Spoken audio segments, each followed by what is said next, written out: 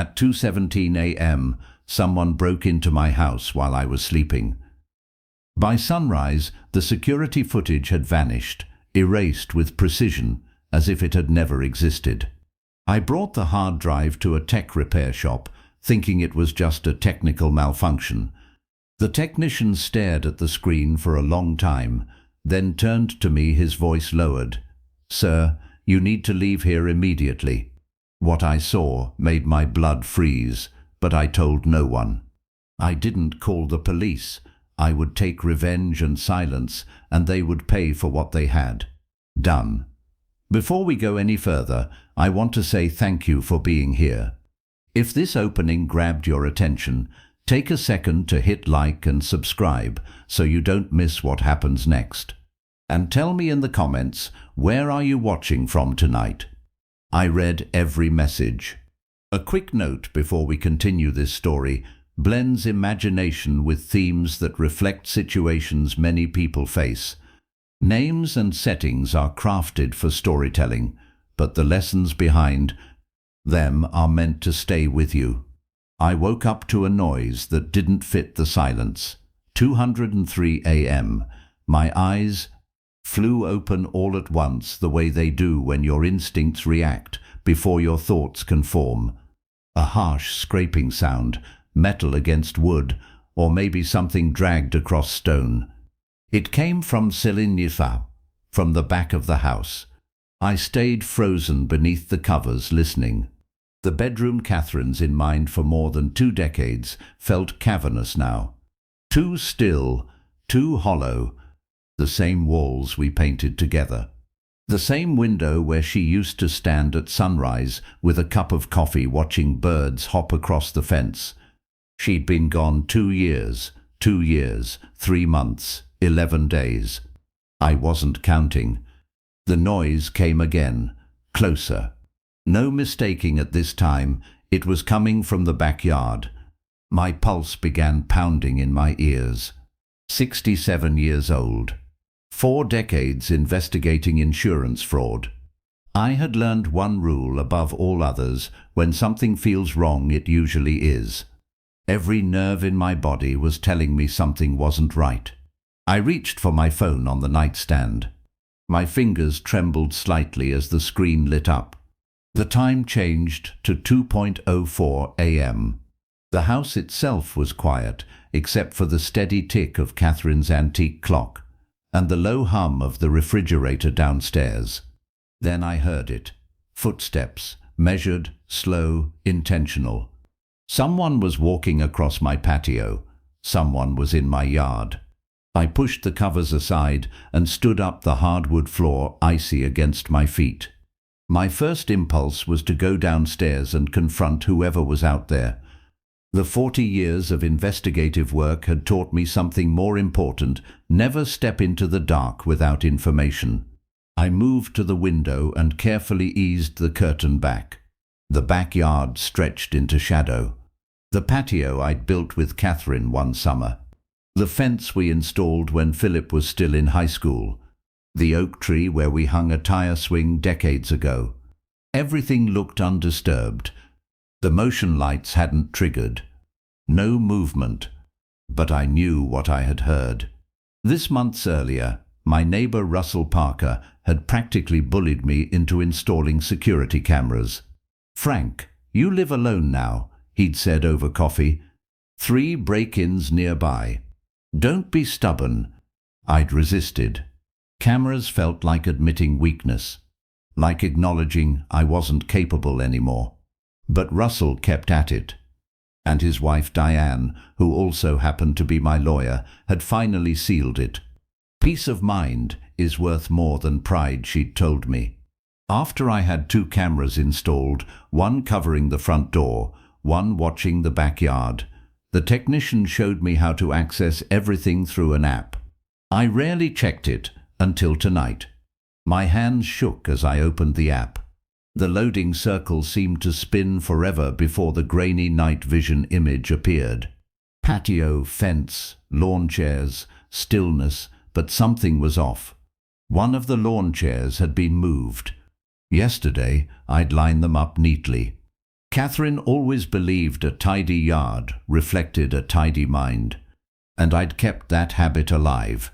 Now, one chair sat several feet away, angled toward the house and the side gate. It stood slightly open, just a few inches. I never left that gate open. Ever. My chest tightened. Someone had been in my yard. Maybe they still were. I switched to playback. The app crawled as I scrolled backward. Each second of buffering stretched thin. My professional instincts kicked in automatically. Stay calm, gather facts, document everything. Calm was getting harder to hold. 2:00 a.m., empty yard. 2:00, 5 a.m., nothing. 2:00, 10 a.m., gate closed, still normal. Then 2:00, 17 a.m. The gate shifted, slowly at first, a push from the outside, a pause. Then a shape detached itself from the darkness. Tall, controlled, not stumbling, not hesitant. This wasn't someone lost. This was someone who knew exactly where they were. I leaned closer to the screen. The figure crossed the patio, quickly dressed in dark clothing, hood up. In night vision, their face was nothing more than a pale blur. They stopped at my back door. A hand reached forward, testing the handle. My breathing quickened. I locked that door every night. Catherine had drilled that into me for years. Doors locked, windows checked, family protected. The figure lingered, 10 seconds maybe. Then they stepped back, lifted their head and stared directly into the camera. For a fraction of a second, I almost thought I could see their features. But the infrared washed everything into flat shades of grey, just the outline of a face, the hollow darkness of the hood. Then they moved out of frame. I waited 30 seconds, a full minute. Why weren't they leaving? At 2:45 a.m., the screen went black. Not static, not interference, just black, total darkness. I stared at my phone, my stomach tightening, power outage, camera failure, but the timestamp kept counting. 245.01, 245.02, 245.03. The system was running. It just wasn't recording anything visible. I checked the status panel, no errors, no warnings. Everything listed as operational, except there was no image. For 23 minutes, my camera captured nothing but a void. At 3:08 a.m., the picture returned. The patio reappeared, empty. The chair still out of place. The gate still ajar, but something had changed. The camera angle was slightly higher, tilted upward. More sky, less ground. Someone had physically adjusted it.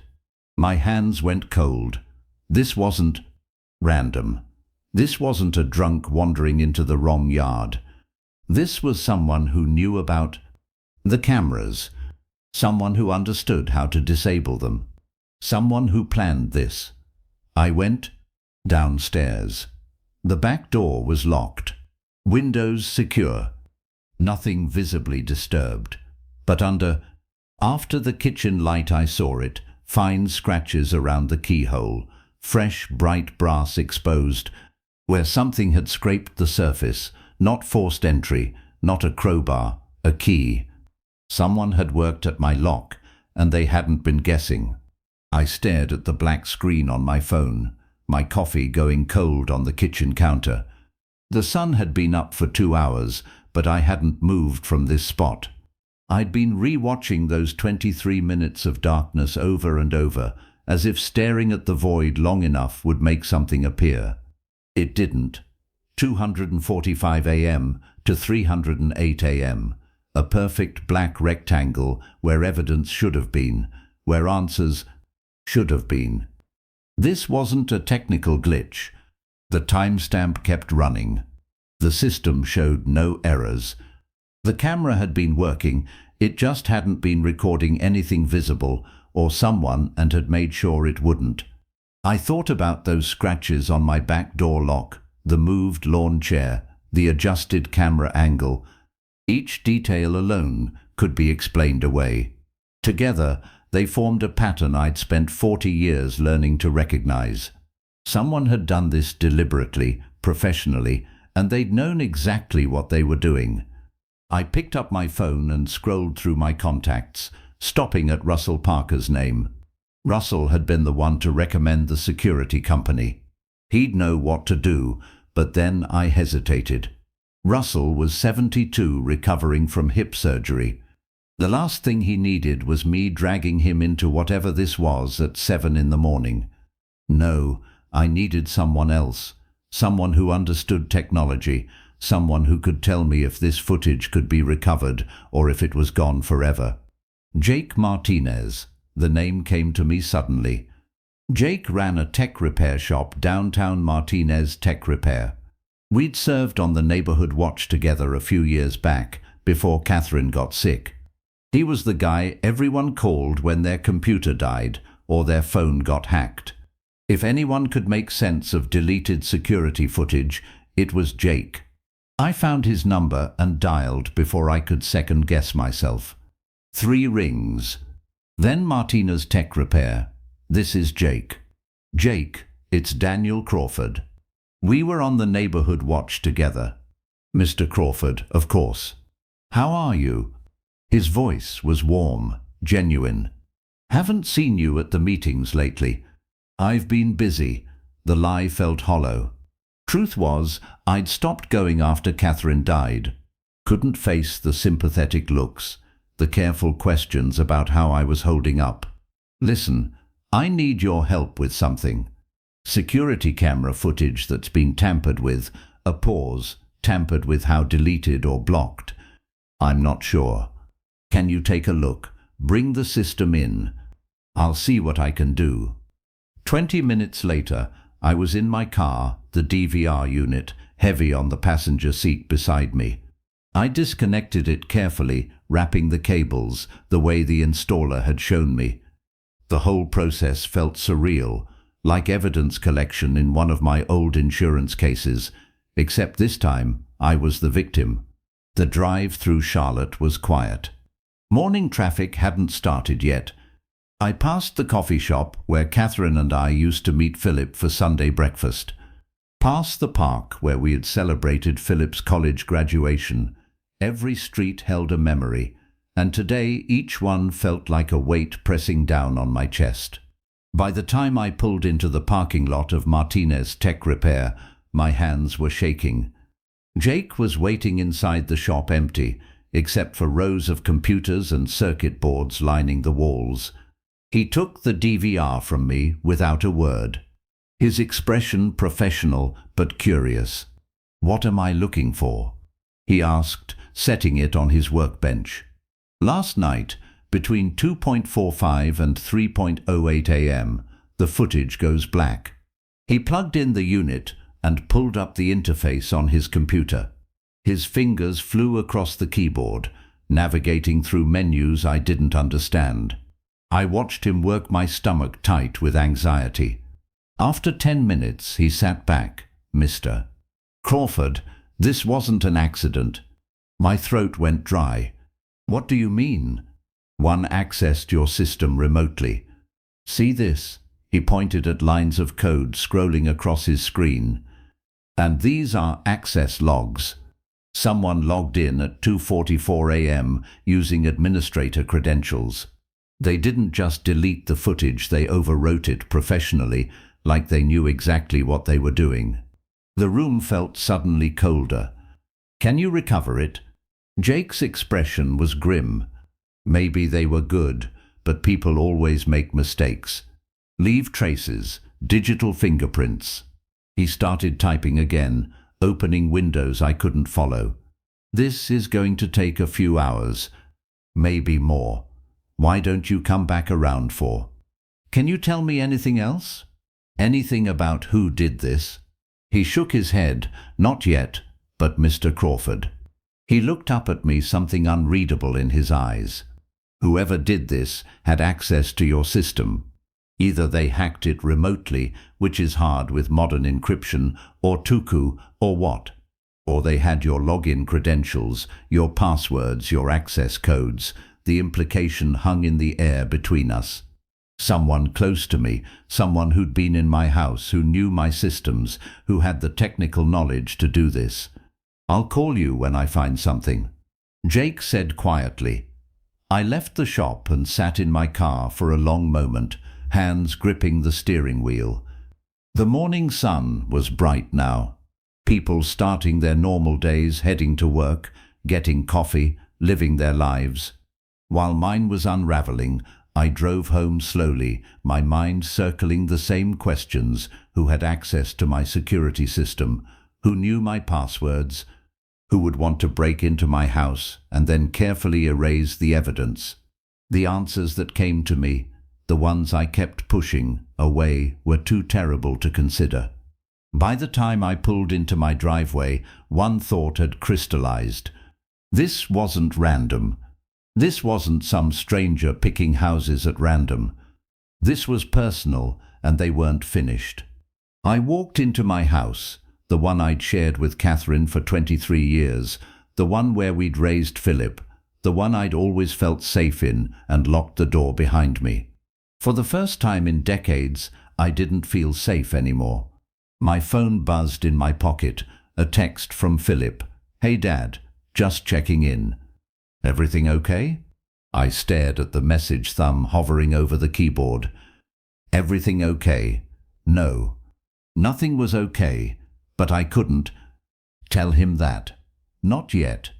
Not until I knew what I was dealing with. I typed back, "Fine. Talk later." Then I sat at my kitchen table and waited for Jake to call, because whoever had been in my backyard last night, whoever had erased those 23 minutes, had made one mistake. They'd assumed the deletion was permanent. Jake called at 3:47 p.m.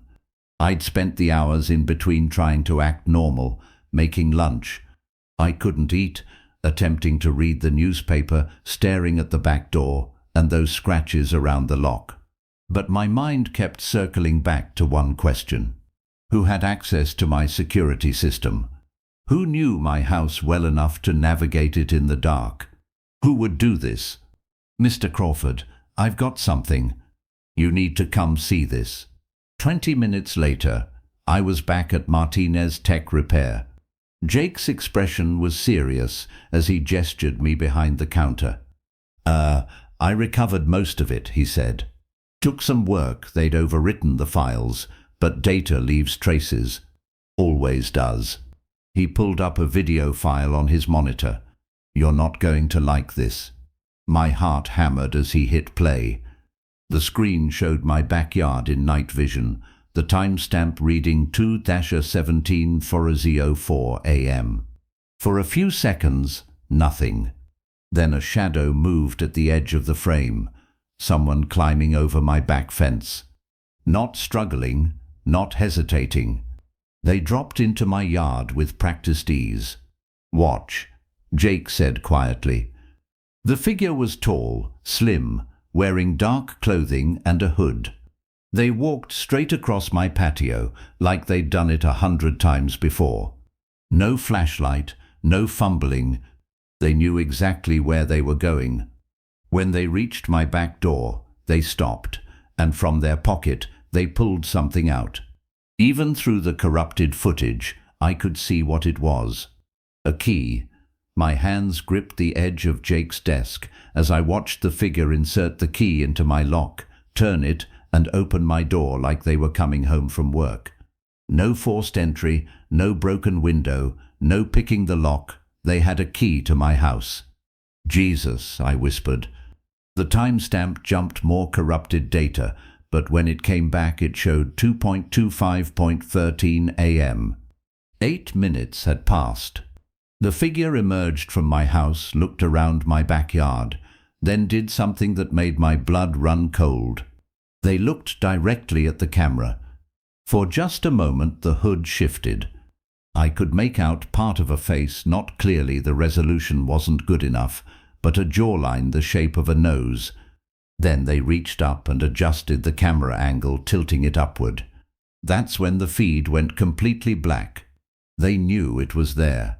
I said, my voice distant to my own ears. They knew about the camera. Yeah, Jake said. And they knew how to access the storage remotely. That's not something you just figure out. That takes knowledge. He paused. Someone told them how. I straightened up, my mind racing. Well, Jake, can you tell who it is? He shook his head. Not from this footage. The corruption's too bad, and they kept their face covered mostly. But Mr. Crawford, he chose his words carefully. Whoever this is, they had a key. That's not a random burglar. That's someone who either has legitimate access to your house or someone you gave a key to. The word hung in the air. Someone I gave a key to. I thought about my house, about the locks. Catherine and I had installed 23 years ago. We'd been so careful about keys, one for each of us, one spare in the garage for emergencies. After Catherine died, I'd given that spare to my son, Philip, just in case something happened to me, just in case I needed help. Only 2 people besides me had keys to that house, Philip and his wife Isabella. I need a copy of this, I said, my voice hollow. Jake was already burning it to a USB drive. I figured, and Mr. Crawford, you should probably change your locks. Today, if you can. I took the drive and drove home in a fog. The afternoon sun felt wrong, too bright, too cheerful for what I just learned. The neighborhood looked the same as always. Kids playing basketball, someone washing their car, Mrs. Patterson walking her corgi. Everything normal while my world collapsed. When I got home, I went straight to the back door. In the daylight, I could see the scratches more clearly now.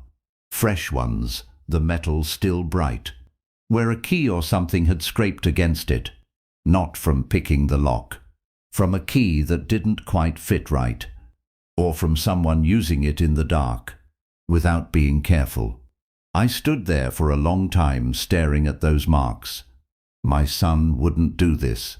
Philip was a good man. I'd raised him right. He'd never break into my house, never erase security. Footage, never. But then I thought about the last 6 months. Small things I'd noticed and dismissed. Papers on my desk rearranged. Bank statements in a different order than Catherine had kept them. Isabella asking questions about my retirement accounts, about my life insurance. Philip getting defensive when I asked about meeting Isabella's family, about her past, about Tennessee where she claimed to be from. The pieces I'd been ignoring suddenly formed a picture I didn't want to see. I pulled out my phone and looked at Philip's contact. My thumb hovered over the call button. What would I even say? Hey son, did you break into my house last night? It sounded crazy, paranoid, the suspicions of an old man who'd lost his wife and was seeing threats everywhere. Except the footage was real. The key was real. The erased files were real. Someone had been in my house. Someone with a key only family members had. My phone buzzed. Philip, hey Dad, Isabella, and I want to stop by tomorrow. She's been worried about you. Thinks we should help you organize some of Mum's old paperwork. What do you think? I stared at the message. Organize Mum's old paperwork. Catherine's files. The ones I kept in her old craft room. The room where I stored important documents. Bank statements. Insurance policies. My will. The same room the intruder had been in for 8 minutes. My hands shook as I typed back. Sure, tomorrow works, but my mind was screaming. I sat at my kitchen table as evening fell, the USB drive from Jake in front of me. I plugged it into my laptop and watched the footage again and again and again. That figure climbing my fence, walking to my door with confidence, using a key, adjusting the camera afterward. Someone who knew my house, someone I trusted. My son wouldn't do this, would he? But then I thought about 40 years investigating insurance fraud, about all the cases where families destroyed each other over money, sons stealing from fathers, daughters emptying their mothers' accounts, love twisted into greed. I'd seen it all. I just never thought I'd see it in my own home. The sun set, the kitchen grew dark around me, and I sat there thinking about that key, about those 8 minutes, about tomorrow, when Philip and Isabella would come to help me organize paperwork. My son wouldn't do this, but someone had, and I was going to find out who. I sat at the kitchen table as darkness settled around me. The USB drive from Jake in front of me, like a piece of evidence I wasn't ready to examine. But my mind wouldn't stop working backward. Through the last 6 months, pulling at threads I'd been ignoring. Small things. Things I'd dismissed as forgetfulness or coincidence. Papers on my desk that had been moved, not ransacked, just subtly out of place. Bank statements in a different order. My insurance folder opened when I remembered closing it. I'd blamed my age, told myself things slip when you live alone. But now I wondered. Then there were Isabella's questions, casual wrapped in concern. How's your retirement fund, Daniel Phillip, and I worry about you? Or, do you still have that life insurance from work? Those old policies sometimes aren't worth much. At the time, I'd thought she was being thoughtful. Now those questions felt different, like she was taking inventory. And then there was Tennessee. Isabella always said she was from Knoxville. Grew up there, went to high school there. I'd believed her until about 3 months ago, when we were watching a Volunteers game. I mentioned Calhoun's, a famous restaurant on the Tennessee River. Every person from Knoxville knows Calhoun's. She'd looked at me blankly. I don't think I know that one. It's right on the river. Been there forever. Oh well, Knoxville's a big city. She changed the subject quickly. I'd started paying attention after that. Her accent, or lack of one. When Isabella was calm, her voice was neutral, almost generic. But I'd heard her angry once during an argument with Philip in my driveway. Her voice had gone sharp and clipped, but there was no southern softness, no drawl, nothing suggesting 18 years in Tennessee. I'd mentioned it to Philip. Your wife doesn't have much of an accent. He'd shrugged. She worked hard to lose it. Said people don't take you seriously in business if you sound too country. Maybe, but in my experience, an accent comes back when you're tired or angry. Isabella's never did. Maybe it was never there to begin with. The phone call had come that afternoon at 4:47 p.m. before I'd gone to Jake's shop. Mr. Crawford, this is Nicole Harper from Wells Fargo. I'm calling about a request to update your beneficiary information. My hand had stilled on the coffee pot. What request? Your son Philip submitted paperwork 3 days ago requesting changes to your life insurance beneficiary and access to your accounts. We're required to verify with you before processing. I didn't authorize any changes. Silence. Mr. Crawford, are you aware your son has power of attorney for your accounts? The power of attorney. I'd signed it 2 years ago after Catherine died. I'd had a health scare and my lawyer recommended it. Just in case something happens and you can't make decisions, Philip can handle things. It was for medical emergencies, hospital decisions, not this. That was for medical purposes. I said, my voice tight, not financial, sir. The document we have grants broad authority. It allows your son to make financial decisions on your behalf, including beneficiary changes and account management. My hands had gone cold. Stop any changes right now. Nothing gets changed without me physically present. Do you understand, of course? I'll flag your account immediately, and sir, you might want to come in tomorrow. There are other attempted transactions we should discuss. I'd ended the call and stood there in my kitchen trying to understand. Philip had tried to change my life insurance beneficiary. Philip had tried to access my accounts. Philip, who I trusted enough to give legal authority. Philip, who might have given someone that key. Now, hours later, with Jake's USB drive in front of me, all those small things assembled into a picture I didn't want to see. The moved papers, someone had been looking through my files. The questions, someone had been assessing what I had. The bank attempt, someone was making their move. And whoever used that key at 2:17 this morning had known exactly where my camera was. This wasn't random. This was planned. This was family. I looked at the clock, nearly 8 p.m. The bank had closed hours ago, but tomorrow morning I'd be there when the doors opened. I'd find out exactly what other attempted transactions Nicole Harper wanted to discuss. I'd learn how long this had been going on. 40 years as an insurance adjuster had taught me one thing: when the evidence doesn't line up, someone's usually hiding something. I'd spent my career investigating fraud, false claims, staged accidents, elaborate schemes. I'd seen families destroy each other over money. I'd just never thought I'd be investigating my own son. The question that had been circling my mind all evening finally crystallized into something clear and cold. If Philip was willing to do this, how far would he go? I thought about that figure in the darkness moving through my backyard with purpose, about the key turning in my lock, about someone standing in my house for 8 minutes doing God knows what. And I thought about tomorrow. Tomorrow I'd get answers. Tomorrow I'd see the evidence in black and white. Tomorrow I'd know the truth about what my son and the woman he married had been planning. But tonight I sat in the darkness with one thought that wouldn't let me go. If I couldn't trust my own family, who could? I trust.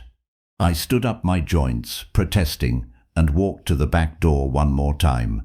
Check the lock. Looked out at the backyard where someone had climbed my fence just last night. The patio stones gleamed in the moonlight, peaceful and still. Looked normal, safe, but I knew better now. Tomorrow morning I'd be at that bank when the doors opened, and then I'd find out just how wrong I'd been about the people I thought I knew. I was waiting in the Wells Fargo parking lot at 8:45 the next morning, watching the employees arrive and unlock the doors. The moment the lights came on, I was out of my truck and walking toward the entrance. The young woman at the front desk looked up with her practiced smile. "Good morning, sir. How can we help you today?" "I need to see Nicole Harper." Now, something in my voice must have registered, because her smile faltered. "Do you have an appointment? Tell her Daniel Crawford is here. She'll want to see me." 5 minutes later, I was sitting across from Nicole Harper in a small office off the main floor. She was younger than I'd expected from her voice on the phone, maybe mid-30s with sharp eyes, and the kind of professional demeanor that comes from years of dealing with people's prelintum. Money problems. "Mr. Crawford." She extended her hand. "I'm glad you came in." I didn't waste time with pleasantries. "Show me everything." She pulled up my accounts on her computer, angling the screen so I could see. 3 weeks ago, your son came in with power of attorney. Documentation. Everything appeared legitimate. It had your signature. It was notarized. It gave him authority to manage your accounts. What did he try to do? Nicole clicked through several screens. First, he attempted to change the beneficiary on your life insurance policy from estate to his wife Isabella Crawford. That change would have meant that upon your death, The $500,000 policy would go directly to her, bypassing probate entirely, $500,000. I'd set that up after Catherine died, meant it to cover funeral expenses and leave something for Philip. Now my own son was trying to redirect it to his wife. What else? He requested access to your checking and savings accounts. Said you were having memory issues and he needed to help manage your finances. He wanted to add himself and his wife as joint account holders. My hands tightened on the armrests. Joint account holders meant they could drain everything without my knowledge or permission. Did he succeed? No. Our policy requires verification calls for any major changes when power of attorney is involved, especially for clients over 65. That's why I called you yesterday. But Mr. Crawford, she hesitated. He was very convincing. If we hadn't had that extra protocol in place, these changes would have gone through.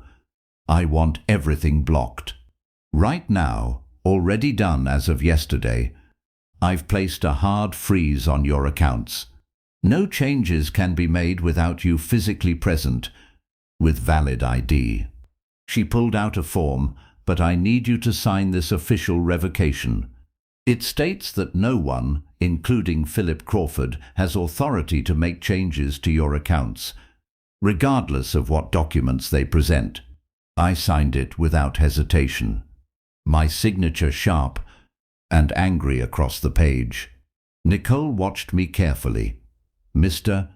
Crawford, I have to ask, do you feel safe at home?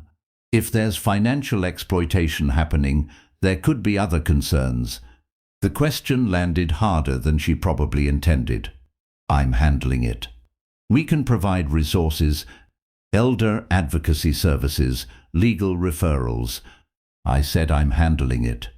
The words came out sharper than I meant. I took a breath. But thank you for calling, for stopping this. She nodded slowly. I've documented everything in your file. If you need these records for legal purposes, we can provide certified copies. She paused. I've been doing this job for 10 years. I've seen a lot of financial abuse cases. Most of them are family members, and most of them start exactly like this: small requests, legitimate-looking documents, someone the victim trusts. I'm not a victim, I said quietly. No, she agreed. You're not. Because you came in, you asked questions. A lot of people don't. She stood extending her hand again. Be careful, Mr. Crawford. People who are willing to forge documents and manipulate bank accounts, they don't usually stop there. I left the bank with a folder full of printouts showing exactly what Philip had tried to do, timestamps and all. The evidence was right there in black and white. My son had walked into this bank 3 weeks ago and tried to steal my money, tried to redirect my life insurance, tried to position himself to control everything I had.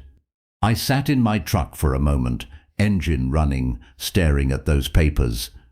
Then I pulled out my phone and called Philip. He answered on the second ring.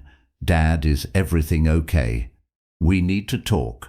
Tonight, 7 o'clock, my house. Ah, sure. About what? Bring Isabella.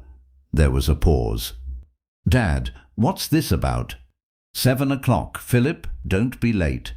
I hung up before he could say anything else. My hands were shaking, not from fear, but from anger, from the betrayal of it, from the calculated coldness of walking into a bank and trying to steal from your own father. I had 6 hours until they arrived. 6 hours to prepare for a conversation I never thought I'd have to have.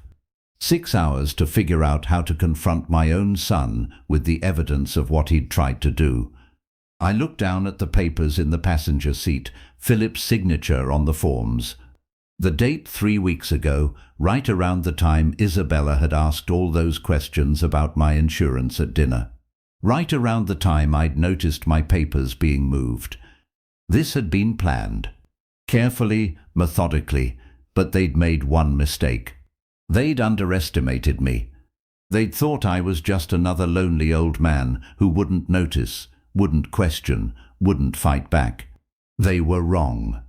I started the truck and headed home, already thinking through what I needed to say, what I needed to ask. The folder of bank documents sat on the seat beside me like ammunition. Tonight at 7 o'clock, I'd find out exactly how far this went. I'd find out who my son really was. And I'd find out if there was anything left of the boy I'd raised, or if that person was gone entirely. 6 hours to prepare.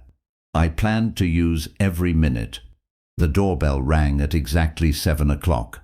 I'd spent the afternoon going over the bank documents, rehearsing what I'd say, thinking through every angle the way I used to prepare for depositions back when I handled the bigger claims. But when I opened the door, I wasn't prepared for what I saw. Philip stood there looking nervous, avoiding my eyes. Isabella beside him, perfectly composed in a navy dress, her smile just a little too bright. And behind them, a third person I'd never seen before. A man in his 50s wearing an expensive suit and carrying a leather briefcase. "Dad," Philip started, "this is Kenneth Wallace." The man extended his hand with practiced smoothness. "I'm an estate planning consultant. Philip and Isabella asked me to come along tonight. I hope that's all right." I didn't take his hand. 40 years of evaluating people for a living had given me a pretty good sense of when something didn't add up, and everything about this man, his too confident smile, the way he inserted himself into the introduction, the expensive briefcase for what was supposed to be a family conversation, set off alarms. "I don't recall inviting you," I said. "Dad, please." Philip's voice had that pleading tone I remembered from his teenage years. "Kenneth's just here to help explain some things." We thought having a professional present might make this easier. Easier for who? Kenneth's smile never wavered. "Mr. Crawford, I understand you might be feeling defensive. That's completely natural. But Philip and Isabella are concerned about you, and sometimes having an objective third party can come in." I stepped back, not because I wanted Kenneth there, but because I wanted to see how this played out. And because I'd learned a long time ago that you learn more from watching people lie to your face than you do from shutting them out. They filed into my living room. Kenneth made straight from my coffee table, setting down his briefcase and pulling out a folder of documents before anyone had even sat down. The smooth efficiency of it bothered me, like he'd done this before many times. "Coffee?" I asked, playing the role of gracious host even though my hands were itching to throw them all out. "We're fine," Isabella said quickly, too quickly. Like she wanted to get through this and leave. We all sat. Kenneth spread papers across my coffee table with the practiced movements of a salesman laying out his pitch. I recognized some of the forms: power of attorney documents, beneficiary designation forms, property transfer papers.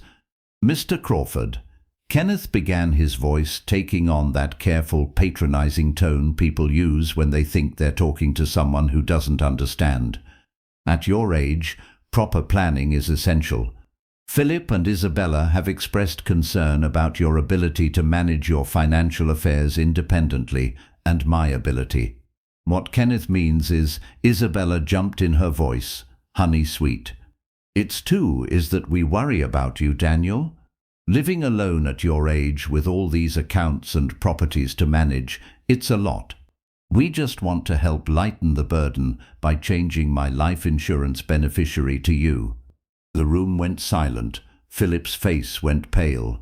Isabella's smile froze. Kenneth's eyes sharpened, his salesman persona slipping just a fraction. "Dad, I can explain." By trying to make yourselves joint account holders, I continued, my voice steady. By walking into my bank 3 weeks ago with power of attorney documents and trying to get control of my accounts. "Mr. Crawford," Kenneth's voice had lost some of its warmth. "I think there may be some confusion about—" "There's no confusion. Stithin, I pulled out the folder from Wells Fargo and set it on the table over his papers. I went to the bank this morning. I have copies of everything Philip tried to do. Timestamp signatures, all of it. Philip's mouth opened and closed. Isabella's hand tightened on his arm, but she recovered quickly, her face rearranging itself into an expression of wounded concern. "Daniel, we were only trying to help. You've been so distracted lately forgetting things." "Have I?" I leaned forward. "Funny, because my memory's just fine. Good enough to remember someone entering my house at 2 in the morning, someone with a key." Another silence, heavier this time. I watched their faces carefully. Philip's confusion looked genuine, but Isabella's eyes had gone cold for just a second. Before the concern mask slipped back on, 2 in the morning, Philip looked between me and Isabella. "What are you talking about as security footage?" I let that hang in the air. "Someone climbed my fence, used a key to enter my house, and then erased the camera footage." Someone who knew exactly where the camera was. Kenneth stood abruptly. "Mr. Crawford, I think perhaps we should reconvene when you're feeling more." "I know exactly how I'm feeling." I stood too, and suddenly the living room felt smaller. "I feel like I'm being robbed. By my own family, and by whoever you are." "Dad, that's not—" I blocked everything at the bank this morning. I continued ignoring Philip, every account, every policy, every document. "Nothing can be nice, eh?" He changed without me physically present with my ID. "Your power of attorney revoked. Whatever you 3 were planning, it's over." Kenneth's professional mask cracked. His jaw tightened. His eyes went cold. And for just a moment, I saw something that looked a lot like anger. Then he smiled again, but it didn't reach his eyes. "Well," he said, gathering his papers with sharp, frustrated movements, "it seems we're at an impasse. After you've had time to reconsider, get out." The words came out quiet, but absolute. Kenneth stopped mid-movement. Isabella stood pulling Philip up with her. "Daniel, you're making a mistake. Out, all of you." Now, Philip looked like he wanted to say something, his mouth opening and closing, but Isabella's hand on his arm steered him toward the door. Kenneth followed his briefcase, clutched tight, his professional composure cracking around the edges. I walked them to the door and watched as they got into Philip's car, a tense, silent group. As they pulled away, I noticed something white on the porch. Kenneth's business card fallen from his pocket or his briefcase. I picked it up. Kenneth Wallace, Pinnacle Estate Services LLC, with a phone number and address in Charlotte. Back inside, I sat at my computer and typed the name into Google. The company website looked professional enough: smooth photos, polished text about protecting families and planning futures, but something about it felt wrong. The testimonials were generic, the address was a P.O. box, and when I clicked on the About Us section, there were no actual names besides Kenneth's, no credentials listed, no professional licensing numbers. I dug deeper, checking the Better Business Bureau, no listing, searching for reviews outside their website, nothing. Like the company barely existed outside that one polished web page. Then I found something. A forum post from 2 years ago, someone warning about a company called Pinnacle Estate Services that had tried to scam their elderly mother. The post had been deleted, but Google's cache still showed it. Professional looking, very convincing, almost lost everything. My hands went cold. This wasn't just Philip and Isabella trying to take advantage. This was organized. This was professional. Kenneth Wallace wasn't just helping my son steal from me.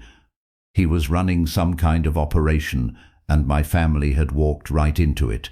Or maybe they'd invited him in. I stared at the business card, at the name that now felt less like a person and more like a threat. Then I did what any insurance adjuster would do when faced with potential fraud. I started documenting everything. I pulled into my driveway just after 4 that afternoon, my mind still processing everything Diane had said about protective orders and capacity declarations. But before I could even turn off the engine, Russell was crossing the street, waving with an urgency that made my stomach drop. Frank, he was at my window before I got the door open. Black Lexus, been parked down the street for 2 hours. Tinted windows. Just sitting. There, I followed his gesture. 3 houses down on the opposite side of the street sat a black Lexus sedan with windows so dark I couldn't see inside. As I watched, I could feel eyes on me from behind that glass. "You think it's them?" Russell asked quietly. "Only one way to find out." I started toward the car, but Russell caught my arm. "Don't. Not directly." He pulled out his phone. "Jordan's inside. Kid's good with this kind of thing." Jordan Parker appeared a minute later with Russell's dog, a golden retriever, that immediately pulled toward the Lexus like he'd been trained for exactly this moment. Jordan was maybe 25, wearing a college hoodie and jeans, his phone already in his hand. We watched from my driveway as he let the dog lead him past the black car, pausing while the dog sniffed. A mailbox. To anyone watching it looked completely natural. Jordan's phone stayed low, casual, but I saw the quick movements of someone taking photos. The Lexus didn't move, didn't start. Whoever was inside just sat there letting themselves be photographed. That bothered me more than anything, the confidence of it. Jordan circled back the dog trotting happily beside him. "It," he said when he reached us, already swiping through his phone. "Plates clear his day. Give me a sec." He had the DMV information pulled up in under a minute, some app I'd never heard of, that his friend at the motor vehicle office had given him access to. A vehicle registered to... Jordan's expression changed as he read. Pinnacle Estate Services, LLC, Charlotte address. The world seemed to tilt slightly. Russell looked at me, understanding dawning on his face. "That's Kenneth Wallace's company," I said. "The man who showed up at my house last night. They're watching you," Russell said flatly. "Frank, this isn't just family trying to get at your money. This is organized." He was right. Philip and Isabella trying to manipulate bank accounts was one thing, but a professional surveillance operation, a registered company, a man in an expensive suit who knew exactly how to work the system. This was something else entirely. "I need to call Diane," I said, already pulling out my phone. "Do it from inside," Russell advised, "and Frank, keep your doors locked. All of them." I spent the rest of the afternoon on the phone with Diane, explaining about the Lexus, about Jordan's photo, about the Pinnacle Estate Services registration. She told me to forward everything and promised to have her investigator dig deeper. "This confirms what I suspected," she said. "Kenneth Wallace isn't just helping your son. He's running an operation. You're probably not the first elderly person he's targeted, and you won't be the last unless we stop him." The words should have scared me. Instead, they made me angry. These people thought they could intimidate me, could sit outside my house and watch me like I was prey. They were wrong. By 7 that evening, the Lexus was gone, but I knew better than to feel relieved. Surveillance doesn't stop just because you can't see it. I checked every lock twice before going to bed. Set my phone on the nightstand with the security camera app open. Jake had installed a second camera at the front door after recovering that first footage. I lay there in the dark, listening to the house settle, wondering if I'd ever feel safe here again. At 3:17 a.m. my phone buzzed with a motion alert. I grabbed it, my heart already racing, and pulled up the camera feed. Someone was standing at my front door, not trying to break in, not crouching or hiding, just standing there perfectly still, looking directly at the camera like they knew I was watching. The porch light caught enough detail for me to see tall, slim, build, dark jacket. The same general shape as the figure from the backyard footage, but this time as I watched, they raised one hand and knocked. 3 slow, deliberate knocks that echoed through my house like a heartbeat. Then they stepped back, looked at the camera one more time, and walked away into the darkness. I sat frozen in bed, staring at my phone screen, watching the empty porch. My security system recorded it all. The approach, the knock, the retreat, all of it captured in perfect digital clarity. But what chilled me most wasn't that someone had come to my door at 3 a.m. It was that they'd wanted me to know they were there. This wasn't about stealing anymore. This was a message, and I had no idea what it meant. The face on my phone screen at 3:70 a.m. was Philip. For a moment I just stared, my mind struggling to process what I was seeing. My son, standing at my front door in the middle of the night, the figure who'd knocked 3 times and walked away. It had been him. I was down the stairs and at the door before I could think it through. Philip stood on the porch, looking like he'd aged 10 years since I'd last seen him 2 nights ago. His hair was messed up, his eyes red and swollen. He'd been crying.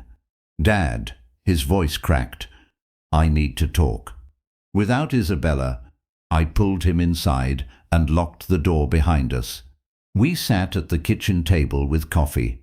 Neither of us really wanted. Philip's hands wrapped around the mug like he needed something to hold onto. For a long time he didn't speak, just stared into the dark liquid like he might find answers. "There. She's lying," he finally said about everything. "I think, God, Dad, I don't even know what I think anymore.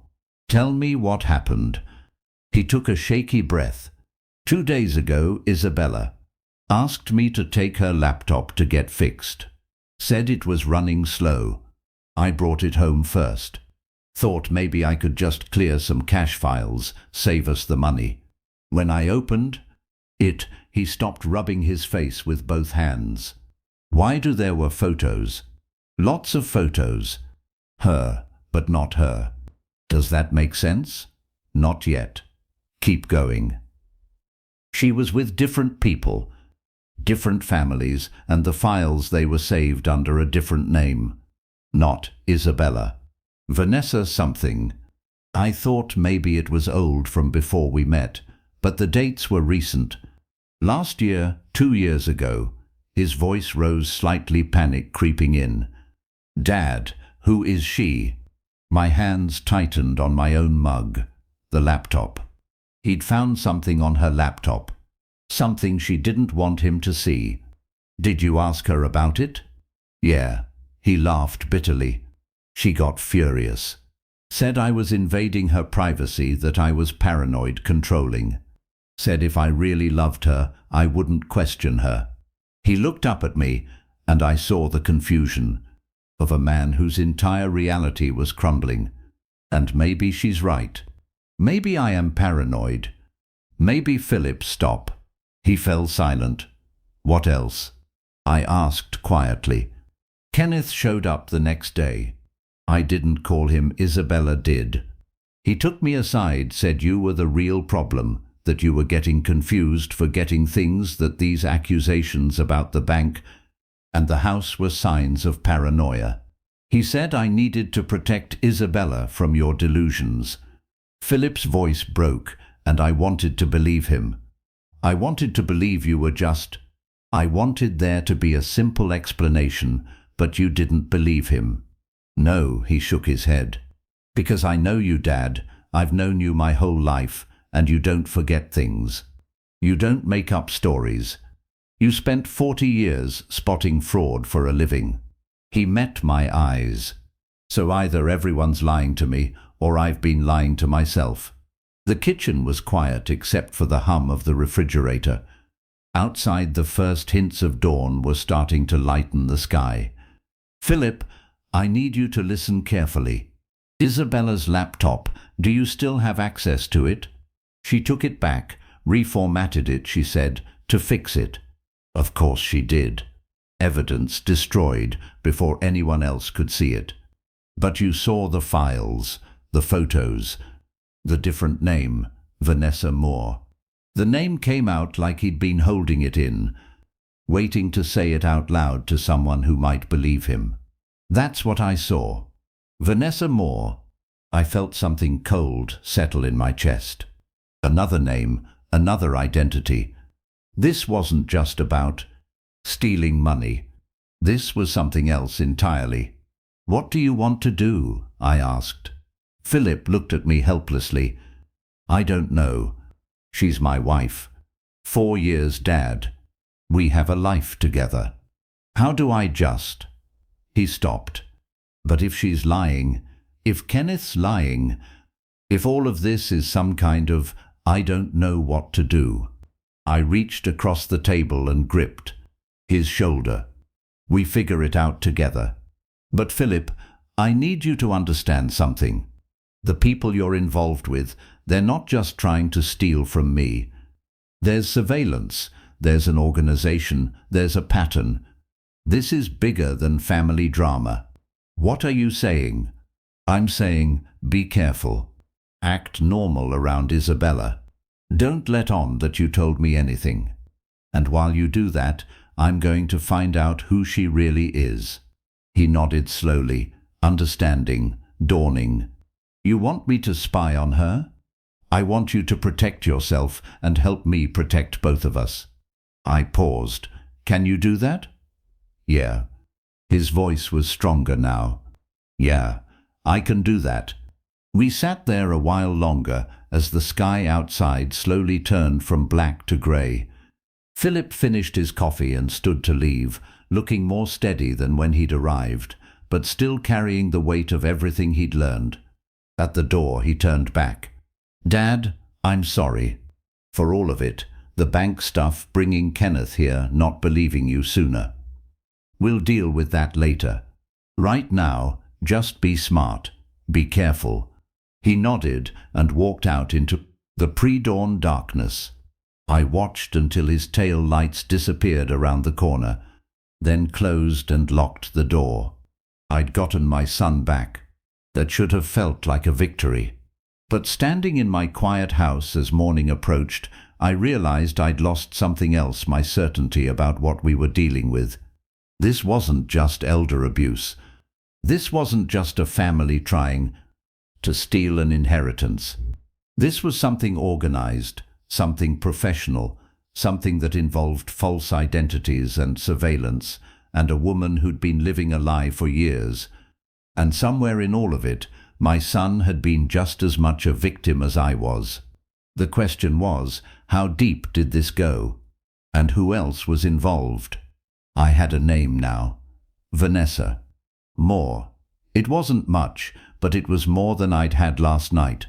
And tomorrow, today, really, I'd start finding answers.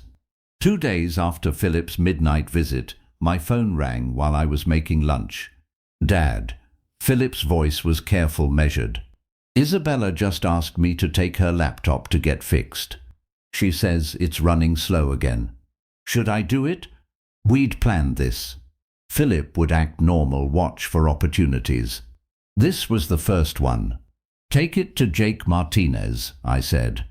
Tell him I sent you. An hour later, my phone rang again. Jake. Mr. Crawford, you need to get down here. Now. I was in my truck before he'd even hung up. When I walked into Martinez Tech Repair, Jake was standing behind his counter with an expression I'd never seen on him before, somewhere between shocked and angry. Philip left about 20 minutes ago, he said. Told me you'd want me to look at this carefully. He gestured to the laptop open on his workstation. Mr. Crawford, your daughter-in-law, isn't who she says she is. He turned the screen toward me, and my world tilted. The laptop was open to a folder of photos, dozens of them, and in every single one I saw Isabella, but not the Isabella I knew. These photos showed her with different people, different families, different settings. In one, she was posed with an elderly couple at what looked like a holiday dinner, all smiles and warm embraces. In another, she stood with a man and two teenage boys in front of a house I'd never seen. "Who are these people?" I asked. "I don't know. But look at this." Jake clicked to another folder. The files were labeled with dates and names. Not Isabella Crawford. Vanessa Moore. Ohio 2017 to 2018. Jessica Palmer. Cincinnati 2019. Isabella Crawford. Charlotte 2020 to present. My hands gripped the edge of his newly desk. She's done this before multiple times from what I'm seeing. Jake opened another window showing email accounts. She's got 3 different email addresses saved in here. Jessica Palmer at ... Vanessa.more.personal at ... The Isabella.Crawford one is the newest. What else? Jake pulled up a spreadsheet, financial records. She kept them all on here. I guess she didn't think anyone would ever see this laptop. He pointed at the screen. Look at the pattern. Ohio 2018, $42,000 deposit in March. Account emptied by June. Tennessee 2020, $68,000 in January. Gone by April. And here he scrolled down Georgia 2022, $31,000, deposited, withdrawn 3 months later. The room felt like it was spinning. Those weren't just numbers, those were families. People like me, people who trusted someone, taken them in, maybe given them power of attorney or added them to accounts, only to watch everything disappear. "Mr. Crawford," Jake's voice sounded distant. "You okay?" I wasn't okay. I was staring at evidence that my son had married a professional con artist, that the woman who'd been coming to my house for 4 years, asking me about my finances, smiling at family dinners, was someone who'd done this at least 3 times before, maybe more. "Can you copy all of this?" My voice came out rough. "Already done." Jake held up a USB drive. Every file, every photo, every email. "It's all here. But Mr. Crawford, there's something else you need to know." "What?" "The travel records. She's got airline confirmations, hotel reservations, all saved. Ohio, Tennessee, Georgia, but also Nevada, Florida, California, and the dates overlap. Some of these trips were taken while she was supposedly living in Tennessee. While she was supposedly working a job there, she was running multiple cons at once. That's what it looks like." Jake's expression was grim. "This isn't some desperate person making bad decisions. This is organized, professional. She's been doing this for years." I took the USB drive, my hands shaking so badly I almost dropped it. "Thank you for calling me for all of this. Mr. Crawford, you should go to the police. I'm calling my lawyer first." I walked out to my truck and sat there for a moment, just breathing. Then I pulled out my phone and called Diane Foster. She answered on the second ring. "Daniel, what's wrong?" "We have a bigger problem than I thought." I could hear my voice shaking. "Isabella, my daughter-in-law, she's not who she says she is. She's done this before multiple times. Different families, different states, different names." There was a pause.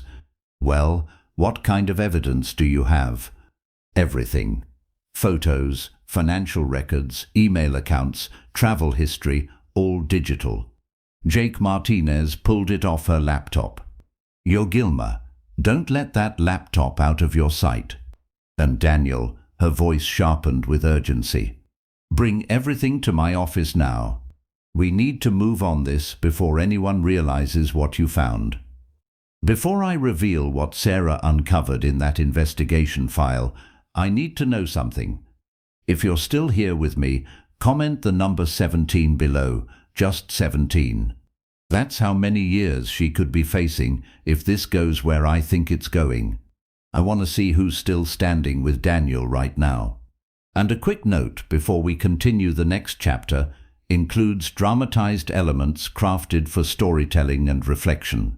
If this direction isn't for you, this is your moment to step away.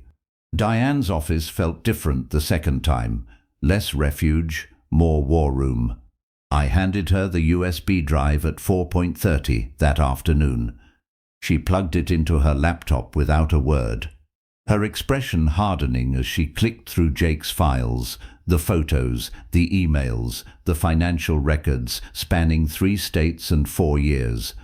"This is beyond elder abuse," she said finally.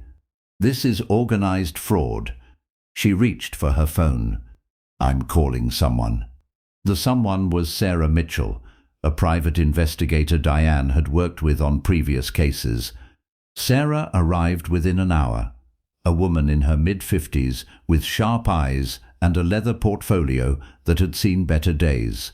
"Show me everything," Sarah said. We spent 90 minutes walking through the evidence. Every photo, every email address, every deposit and withdrawal. Sarah took notes in a shorthand. I couldn't read, occasionally asking questions that revealed decades of experience. "This will take about a week," she said as she copied the USB contents. "Maybe less if I get lucky. I'll run background checks on all 3 names, cross-reference with law enforcement databases, check civil court records in Ohio, Tennessee and Georgia." She looked at me directly. "Mr. Crawford, if this woman is who I think she is, you're not her first victim." I drove home as the sun set over Charlotte Russell's porch light already on like a beacon. The week that followed was the longest of my life. I kept my routine. Morning coffee, afternoon walk, evening news. But every moment felt suspended, waiting for Sarah's call. Philip texted twice, asking if there was any news. I told him to sit tight, keep acting normal around Isabella. The hardest part was knowing what I knew and having to wait for confirmation. Diane called on day 13. "Sarah has preliminary results. Can you come in this afternoon?" Sarah's folder was 6 inches thick. She opened it methodically, laying out documents like a prosecutor building a case. Driver's licenses, marriage certificates, police reports, bank statements, each page another piece of a pattern I'd been too close to see. Isabella Crawford doesn't exist before 2020. Sarah began. No birth certificate, no driver's license history, no credit report. She appears fully formed the year she married your son. She slid 3 driver's license photos across the desk. Same woman, 3 different names. Vanessa Moore, married in Cleveland, 2017. Divorced, 2018. Her ex-husband filed a civil suit claiming she emptied their joint account $68,000 2 weeks before serving him papers. Case was settled out of court. Yet next photo, Jessica Palmer. This is where it gets serious. Sarah tapped an official document. Active arrest warrant out of Ohio, issued February 2019. She's wanted for theft. From Theodore and Ellen Kowalski, ages 73 and 69. $420,000 drained from their retirement accounts. Over 6 months. The Kowalskis lost their home. I felt my insurance adjuster brain kick in, calculating. That's at least $488,000 across 2 confirmed victims. 5 victims, Sarah corrected. I found 3 more. A widower in Tennessee, 2020.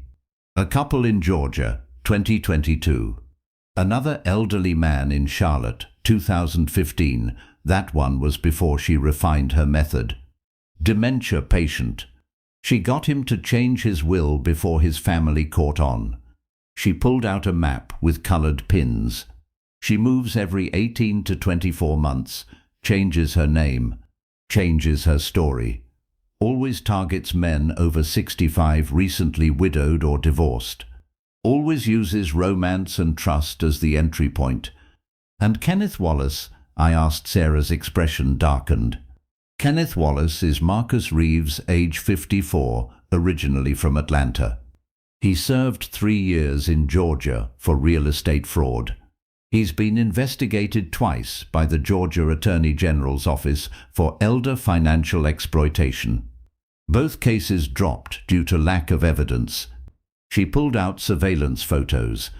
Kenneth Marcus meeting with Isabella at a Starbucks in Tennessee, 2020. They've worked together before. He provides the legal framework, the estate planning cover story. She provides the access to the victims. Diane leaned forward. This is a multi-state operation, Daniel. 5 confirmed victims, possibly more. Total damages likely exceed $2 million. This is federal jurisdiction now. We need to contact the FBI, Sarah added. They have a task force for exactly this kind of fraud. I sat back, my mind reeling. I'd known Isabella was lying. I'd known Kenneth was involved, but this was beyond anything I'd imagined. Philip doesn't know, I said quietly. He's a victim too. I know, Diane said. And that's going to work in his favor, but we need to move fast. If Isabella suspects we're investigating, she'll disappear. He's done it before. What do we do? I asked. Tomorrow morning, we contact the FBI Charlotte field office. Diane said, I have a contact there, Lisa Moreno, White Collar Crimes Division. With this evidence, they'll open an investigation immediately. She closed the folder.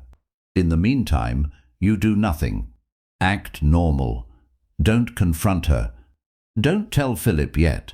We can't risk spooking her before the FBI is involved. I nodded, but my hands were shaking.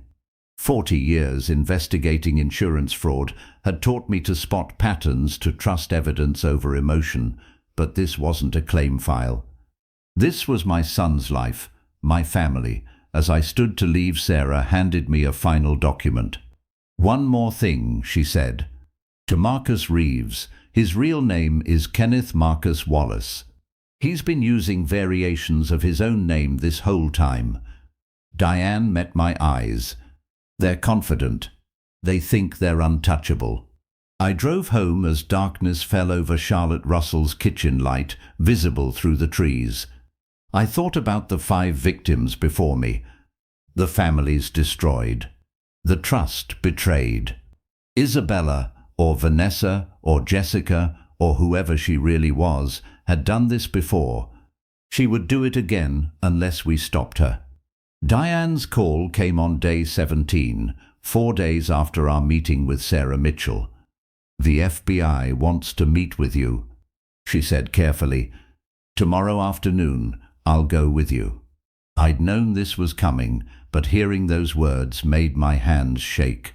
The FBI, this was real. What time? I asked.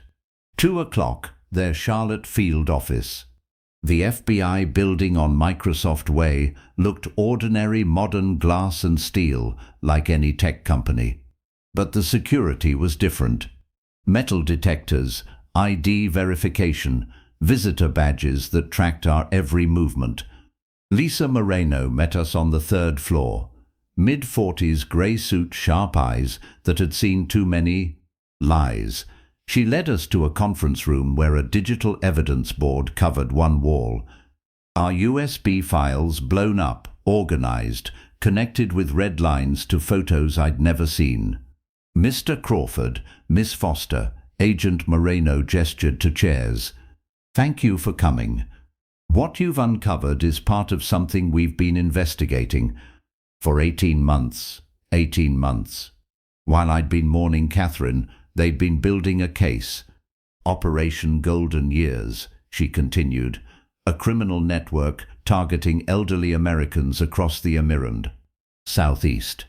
We've identified 6 confirmed victims in 4 states. Total damages exceed $2 million. She clicked a remote. The screen shifted to surveillance photos. Isabella, but not Isabella, with different men, different cities, different years. The woman your son married is part of a 5-member organized crime ring. She's operated under multiple identities since 2015. Vanessa Moore in Ohio, Jessica Palmer in Cincinnati, Isabella Crawford here in Charlotte. Agent Moreno pulled up financial records. The pattern is consistent. She targets recently widowed or divorced men over 60 with assets exceeding $1 million. She establishes relationships through their adult children, usually sons. Marriage follows within 18 to 24 months. Another click. Kenneth Wallace appeared on screen. Her partner is Marcus Reeves, age 54. Criminal record includes fraud, forgery, conspiracy. He provides the legal infrastructure, estate planning powers of attorney, trust modifications. While she gains emotional access, he handles the financial extraction. The screen showed a network diagram, 6 families, 6 names I didn't recognize. Lines connecting them all to the same 2 faces. Ohio 2017, Robert and Helen Wagner, $210,000. Stolen. Agent Moreno's voice was clinical, but anger lurked underneath. Ohio 2019, Theodore Kowalski, $420,000. His wife died 3 months after he lost everything. My chest tightened. Tennessee 2020, Dennis Patterson, $380,000. Georgia 2022, the Hendersons, $570,000. Florida 2023, James Martinez, $650,000. Each number was a life destroyed, a family torn apart. The 6th victim was here in Charlotte, 2024. Arthur Wilson, $490,000. He died of a heart attack 2 weeks after discovering the fraud. She paused. You're the 7th target, Mr. Crawford, and you're the first one who caught them before they could finish. How? I asked. How did you connect all this? A detective in Tennessee noticed similarities across elderly fraud cases. He contacted us. We started pulling threads, database matching financial patterns, surveillance footage from banks. She gestured to our USB, but we've never had evidence like this. Security footage, digital files, a laptop with her real communications. You've given us more in 2 weeks than we've gathered in 18 months. What's her real name? I asked. Agent Morano exchanged glances with another agent, which we know her identity, but we can't share that information, yet it's part of our operational security. When the time comes, you'll know exactly what to say. She opened a small case on the table. Inside was a device the size of a quarter. We need you to wear a wire. Call them. Tell them you've changed your mind, that you're ready to sign whatever they want. Get them in your house. Get them talking. They'll suspect something, I said. Possibly, but they're invested. 4 years with your son. $625,000 in home equity alone. Over $1 million in total assets. They're close to a big payoff. They'll take the risk. I looked at Diane. She nodded once. Your son, Agent Moreno added. We verified his story completely. The laptop discovery, the timeline, everything. He's a victim too. No charges will be filed against him. Relief washed through me. Philip was innocent. The FBI confirmed it. We need 2 days to prepare, Agent Moreno said. Surveillance teams, tactical positioning, backup units. You'll make the call on day 19, evening meeting at your house. We'll be 2 blocks away listening to everything. She slid a thin folder across the table. Study this. It's your script, questions to ask, topics to bring up, phrases that will get them talking. Practice until it feels natural. I open the folder. Pages of dialogue, scenarios, contingencies. One more thing, Mr. Crawford. Agent Morano's expressions softened slightly. When this goes down, your son will be there. He'll see everything. Are you prepared for that? I thought about Philip. At 3 a.m., disheveled and crying. Philip discovering Isabella's laptop. Philip realizing the woman he loved was a lie. He deserves to see the truth, I said. Good. Agent Moreno stood. 48 hours. Then we end this. I left the FBI building at 4:30 with a wire device in my pocket and a script in my hand. Diane walked me to my car. You don't have to do this, she said. Yes, I do. I looked at the folder. 6 families didn't get justice. 6 families lost everything while these people moved on to the next victim. I'm doing this for them. I drove home as the sun set over Charlotte. In 48 hours, I'd faced the woman who'd tried to destroy my family. The woman who'd manipulated my son for 4 years. I didn't know her real name yet, but I would. Before I tell you what happened the night they walked back into my house, type the word "ready" in the comments. I need to know you're still with me before this goes any further, because what happens next changes everything. And one more thing, some details in the upcoming events are creatively constructed for narrative impact. If this isn't your kind of story, you're free to stop here. 2 days felt like 2 years. I practiced the script until the words felt natural. Memorized the questions Agent Moreno had written. Tested the wire device hidden under my shirt. So small I could barely feel it. But knowing the FBI was listening made it weigh like lead. Day 19 arrived with clear skies and cold wind. At 3 in the afternoon, I made the call. Isabella answered on the second ring. Daniel, her voice was cautious. I've been thinking, I said, following the script, about what you and Kenneth said, about planning for the future. I paused. Let her hear the resignation in my voice. I'm ready to sign whatever documents you need. Silence. Then that's wonderful, Daniel. I'm so glad you've come around. Too eager, too quick. Agent Moreno had been right. They couldn't resist. Can you come by tonight? I asked. 7 o'clock. Bring the paperwork. Of course. Kenneth will want to be there too, to make sure everything's proper. Fine. I kept my voice tired, defeated. Philip should come. This affects his future too. We'll all be there, Isabella said.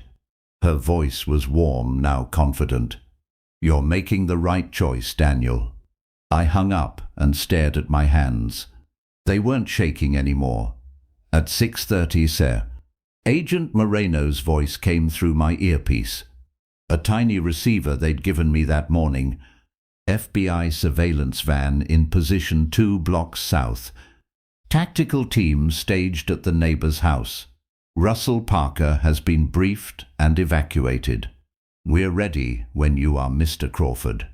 I looked around my living room, the same room where Catherine and I had celebrated 30 anniversaries, where Philip had opened Christmas presents as a boy, where I'd confronted Kenneth Wallace 2 weeks ago. Tonight it would become a crime scene. I'm ready, I said quietly. At 7 o'clock, exactly, headlights swept across my front window. I watched through the curtains as Philip's car pulled into the driveway. 3 people got out. Philip looked nervous. Isabella looked confident. Kenneth Marcus looked like a man about to collect a paycheck. The doorbell rang. I opened it, playing the tired old man they expected to see. "Come in." Philip hugged me, whispered. "Are you sure about this, Dad?" "I'm sure," I said, and I was. They settled into the living room. Kenneth spread documents across the coffee table, power of attorney forms, trust amendments, beneficiary changes. Everything designed to transfer my assets into their control. "This is straightforward," Kenneth said in his smooth estate planner voice. "We're just protecting your interests, making sure Philip's taken care of if anything happens." Isabella sat close to Philip, her hand on his knee, playing the devoted daughter-in-law. I wondered how many times she'd sat like this with other families, other victims. "Before I sign anything," I said slowly, "I want to understand something, Isabella." She smiled. "Of course, Daniel. What would you like to know?" "Tell me about your family, your real family." Back in Tennessee, her smile didn't waver. "I've told you about them. My parents passed away when I was young. I don't have much family left." "That's odd," I said, "because when you talk about Knoxville, you don't have the accent. And when I mentioned Calhoun's restaurant, you didn't know what I was talking about." A flicker of something crossed her face. "I've been away a long time. You lose the accent." Philip looked confused. "Isabella, what's he talking about?" I pulled out my phone, opened the photos Jake had recovered from her laptop. "Philip found these pictures on your old computer. You with different families, different names." Kenneth stood abruptly. "This is inappropriate. We came here in good faith. Sit down, Marcus." I said. He froze. "What did you call me?" "Marcus Reeves." "That's your real name, isn't it?" "Not Kenneth Wallace." I looked at Isabella and you. "How many names have you used? Vanessa Moore in Ohio. Jessica Palmer in Cincinnati." Isabella's mask was cracking. Philip pulled away from her, staring. "Dad, what's going on?" "Tell him," I said to Isabella. "Tell him the truth. Tell him about the 6 families before us. Tell him about the $2 million you've stolen. You're being paranoid." Isabella said, but her voice had changed. Harder, colder. "Philip, your father is confused." "I know who you are," I said quietly. And then I spoke the name Agent Morano had finally revealed to me this morning. "Elena." The room went dead silent. Elena stared at me, all pretense gone. "Who told you that name?" "Elena Voss," I continued, 37 years old, 10 known identities, 15 possible victims. "You've been running this con since you were 23. Philip stood up, backing away from her. "Isabella, tell him he's wrong. Please tell him he's wrong." Eleanor looked at Philip, and for a moment something almost human crossed her face. Then it vanished. She bolted for the front door. She made it 3 steps before the door burst open. FBI, hands up. Agent Moreno and 4 other agents flooded into my living room, weapons drawn. Elena froze. Hands raised her face, twisted with rage and calculation. Marcus ran for the back door. He didn't make it far. 2 agents tackled him in my kitchen. I heard him hit the floor hard, heard the metallic click of handcuffs. "Elena Voss, you're under arrest." Agent Morano said, her voice calm and professional. "Fraud, conspiracy, theft, crossing state lines to commit felony crimes." As they cuffed her, Elena looked back at me, not angry, not scared, just cold, empty. Like she was already planning her next move. Her next victim, her next name. Philip stood in the middle of my living room, watching the woman he loved being led away in handcuffs. Then he turned to me. "Dad." His voice broke. "Did you know, this whole time, did you know, I wanted to tell him about the investigation, about the FBI. about the 6 families who'd lost everything. But all I could see was my son's face, the trust draining out of it, replaced by betrayal. "Philip, did you know?" he asked again. His voice cracked like he was 12 years old, and I'd just told him his mother was dying. I opened my mouth, but Agent Moreno spoke first. "Your father saved your life, son, and probably 6 more families after you." Philip looked at me, then at Elena being pushed into an FBI vehicle outside, then back at me. He couldn't finish. He walked out the door and didn't look back. I stood in my living room surrounded by FBI agents documenting the scene and listened. My son's car pull away. We'd caught them. We'd stopped them. But watching Philip leave, I wasn't sure we'd won anything at all. The police lights painted my living room and alternating red and blue. Through the window, I watched FBI agents loading evidence boxes into vans. Neighbors stood on their porches, trying to understand what had just happened. Philip sat on the couch where Elena had sat an hour ago. He hadn't moved since Agent Moreno asked him to stay. I wanted to sit beside him, put my arm around him like I had when he was 12 and Catherine first got sick, but I didn't know if he'd let me. Agent Moreno came back inside her professional mask, softened slightly. "Philip, I need to ask you some questions. For the record, you're not under investigation. You're a witness and a victim, but we need your statement." Nodded without looking up. "Okay." She sat across from him, tablet in hand. "When did you first meet the woman you knew as Isabella Crawford?" 4 years ago. Philip's voice was flat hollow. "October 2020, church charity event, St. Mark's downtown. She was volunteering at the food drive." I'd forgotten about that. Philip had started going to St. Mark's after Catherine died, looking for community, looking for something to fill the emptiness. Elena had been looking too. For her next victim, she seemed perfect. Philip continued, kind, funny. She asked about my family, seemed genuinely interested in my life. We started getting coffee after volunteer shifts. Then dinners. It felt natural. It felt real. Agent Moreno typed notes.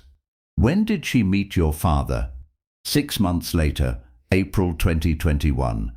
I'd been wanting them to meet, but she kept saying she was nervous, wanted to wait until the time was right. Philip laughed bitterly. Now I know she was just planning, calculating when to make her move. "What about Kenneth Wallace Marcus Reeves?" Agent Moreno asked. "Isabella introduced us about a year ago, said he was a friend's father and a state planning expert. After Dad's health scare last year," Philip glanced at me. I'd had a false alarm with chest pains. Nothing serious, but it had scared us both. Isabella suggested Dad needed to plan for the future. Kenneth seemed legitimate, professional. They usually do. Agent Moreno said quietly, "Philip, I need you to understand something. Elena Voss is a professional. She's been doing this for over a decade. Everything about your relationship was engineered. The charity event wasn't coincidence. They researched their targets. Your father was recently widowed, financially stable in his mid-60s. You were his only child, working as a teacher, good-hearted. You were the perfect access point." Philip's hands started shaking. 4 years of my life. We talked about having kids, about buying a house together. His voice broke. "Was any of it real?" "No," Agent Moreno said, and I was grateful for her honesty. "I'm sorry, Philip, but no. Elena Voss doesn't form real relationships. She forms strategic ones." Stood abruptly, walked to the window. I could see his reflection in the glass, my son trying not to fall apart. "Philip," Agent Moreno continued gently, We've reviewed her phone and computer. The texts she sent you, the emails, the photos, they were all part of a script. We found similar message templates on her laptop. Same phrases sent to previous victims' family members. Same spontaneous date ideas. Same timeline. Stop. Philip's voice was barely a whisper. Please stop. Agent Moreno closed her tablet. You're a victim in this case, Philip, not an accomplice. You'll need to testify when this goes to trial, but you're not facing any charges. I want to be very clear about that. Philip turned around. I helped them. I gave her access to Dad. I encouraged him to meet with Kenneth. I signed papers that you believed were legitimate. Agent Moreno interrupted. You had no knowledge of their criminal intent. You were manipulated by professionals who've done this successfully 6 times before. The difference is your father caught them. You helped him catch them whether you realized it or not. After Agent Moreno left with her team, after the last FBI van pulled away and the neighbors finally went inside, it was just Philip and me in the quiet house. He stood by the fireplace, staring at a photo from his college graduation. Catherine and I, flanking him, all 3 of us, smiling at a future that had seemed so certain. I almost cost us everything, he said finally. The house, your savings, everything Mum worked for. You didn't know, I said. I should have known. There were signs, small things that didn't add up, but I ignored them because I wanted it to be real. I wanted to believe someone could love me like that. He looked at me, tears streaming down his face. How do I trust anyone again? How do I trust myself? I crossed the room, pulled him into a hug, like I hadn't done since he was a boy. He collapsed against me, and I felt him sob. Deep, wrenching sounds that broke my heart. More than anything Hélène Voss had done. One step at a time, I whispered. We'll figure it out together. We stood there a long time, my son grieving a relationship that had never existed. Me holding him, grateful he was alive and free and still mine. Finally, Philip pulled back, wiped his face. I don't want to go home tonight. To the apartment. Everything there, she picked out the furniture, the dishes, the damn curtains. Stay here, I said immediately. Your room's the same.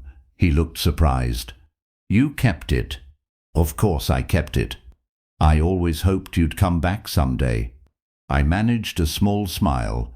Though I imagined better circumstances, Philip almost laughed. Almost. Can I just sleep here? Tonight? I don't want to think anymore. Stay as long as you need. I watched him climb the stairs to his old room, the room with his high school baseball trophies and the glow-in-the-dark stars.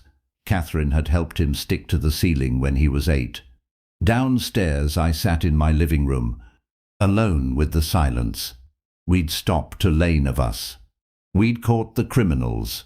We'd saved $625,000 and probably saved future victims. But looking at the empty space where my son had sat, broken and betrayed, I couldn't shake the feeling that we'd lost something too. Something that might take longer than one night to rebuild. 6 weeks after the arrest, Philip and I walked into the federal courthouse together. The building was imposing, all marble columns and security checkpoints. Media vans lined the street outside.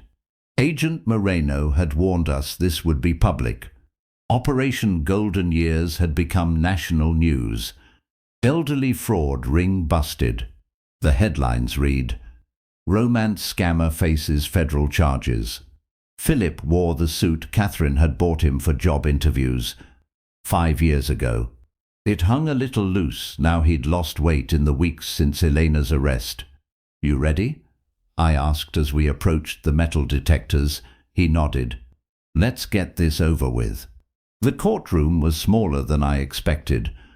Elena sat at the defense table in an orange jumpsuit. Her hair pulled back, no makeup.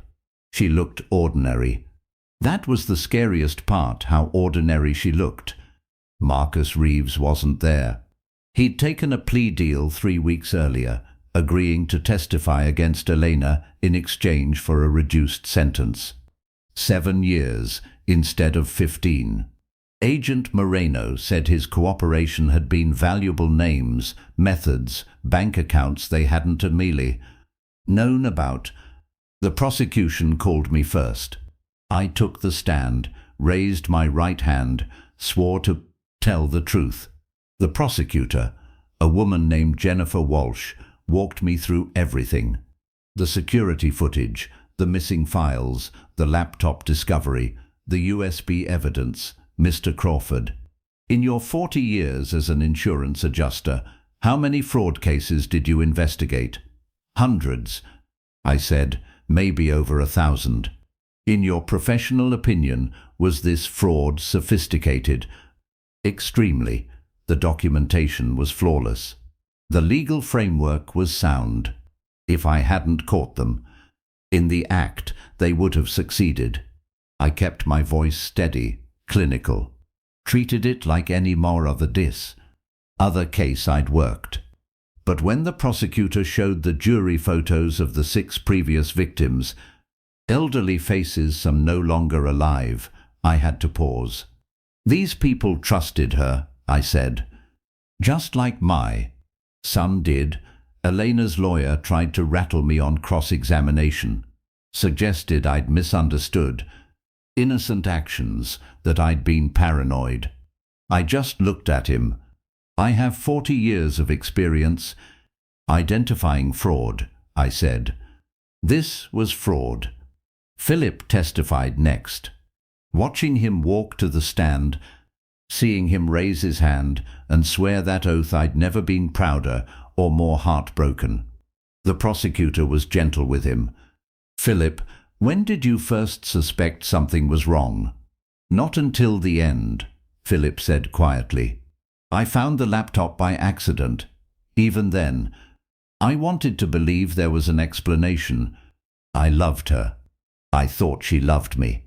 Did the defendant ever give you any indication that your relationship wasn't genuine? No. She was perfect. Every birthday, every anniversary, every moment felt real. That's what made it work. I never suspected because there was nothing to suspect. She was that good. The defense attorney tried to suggest Philip had known about the fraud, had been complicit. Philip just looked at Elena. I would have died for her, he said. I was planning to propose next month. I'd bought a ring. His voice broke. I was going to ask my dad for his blessing. And the whole time she was planning to rob him, Elena didn't react. Just sat there expressionless. 2 other victims testified via video link. A widow from Ohio whose husband had died 3 months after losing everything. A man from Georgia who'd lost his deceased wife's life insurance payout. They all told the same story. The perfect relationship, the trusted advisor, the gradual transfer of assets, the devastating discovery. The prosecution presented financial records showing the pattern. Elena and Marcus had operated in 6 states over 9 years, 7 victims. Over $3 million stolen. This wasn't desperation. Jennifer Walsh told the jury in closing arguments. This wasn't survival. This was professional, calculated predation. The defendant targeted grieving, vulnerable people and destroyed their lives for money. The defense tried to paint Eleanor as a troubled woman from a difficult background, someone who'd made mistakes but deserved compassion. The jury deliberated for 4 hours. When they came back, Eleanor stood emotionless as the 4 women read the verdict. Count 1 wire fraud, guilty. Count 2 conspiracy to commit fraud, guilty. Count 3 identity, theft, guilty. Guilty on all 17 counts. The sentencing came a week later. Philip and I returned. To the courthouse, sat in the same seats, watched Elena stand before the judge. "Miss Voss," the judge said, "you have shown no remorse for your actions. You have destroyed families' stolen life savings, contributed to the deaths of at least 2 victims. You are a danger to society. 15 years. Federal prison, no possibility of parole for at least 12 years. As the marshals led Elena away, she turned and looked directly at Philip, not angry, not sad, just empty. Like he'd never mattered at all. Philip didn't look away this time. He held her gaze until she disappeared. Through the door. Outside the courthouse, reporters swarmed us. Microphones, cameras, questions, shouted from every direction. I stopped at the top of the steps, Philip beside me.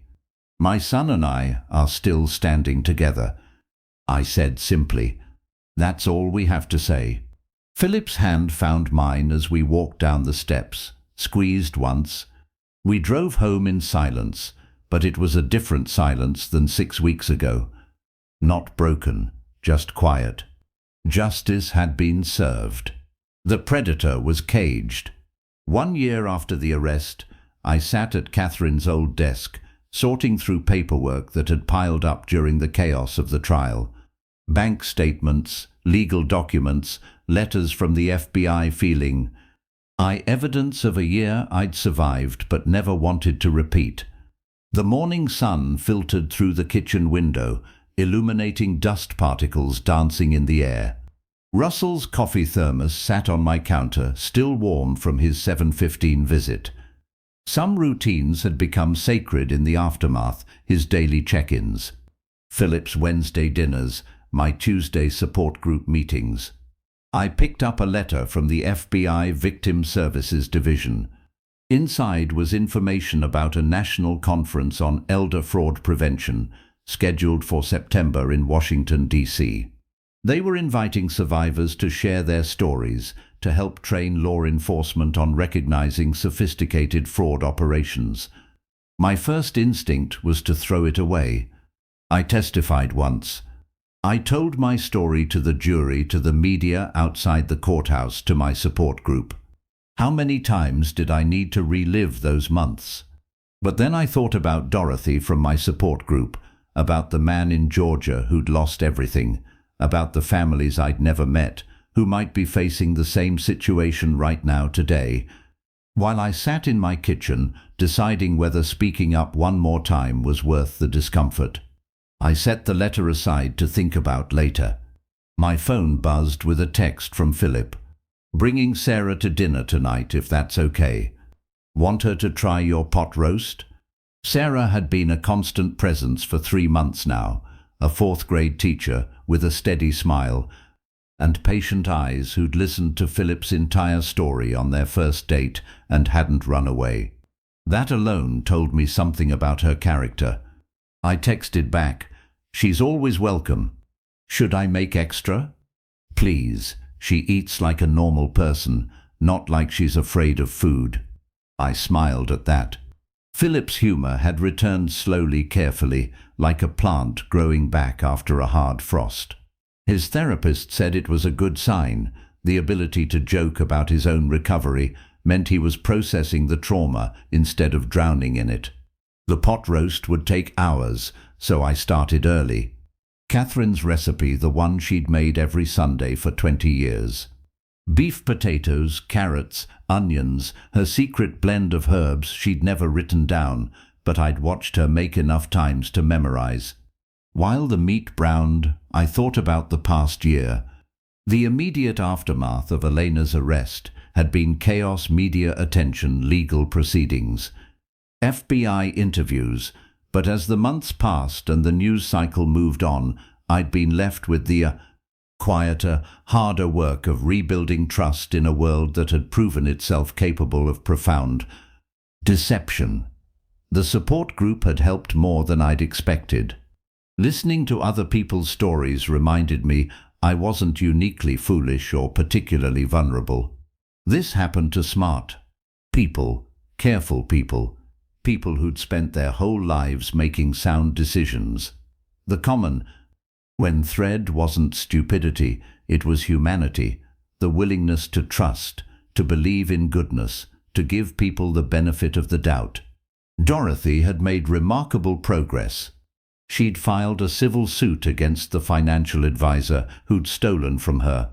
And while she'd never recover all the money, she'd recovered something more important, her sense of agency. She'd fought back. She'd refused to be a silent victim. I spent 3 months feeling ashamed. He told the group last week, like I should have known better. But then I realized he spent 20 years building my trust so he could steal from me. 20 years. That's not my failure. That's his crime. The group had erupted in applause. It was a small moment, but it mattered. By 5:30, the pot roast was filling my kitchen with the kind of smell that made a house feel like a home. I set the table for 3, using the good plates Catherine had insisted we save for special occasions. Every dinner with Philip felt special now. Every normal moment was a small victory against what we'd almost lost. Philip and Sarah arrived at 6. Sarah carrying a bakery box with something chocolate inside. "Mr. Crawford," she said warmly, handing me the box. "Philip says you have a weakness for chocolate cake." "Philip talks too much," I said, but I was smiling. "And please call me Daniel, Mr. Crawford makes me feel like I'm about to investigate someone's insurance claim."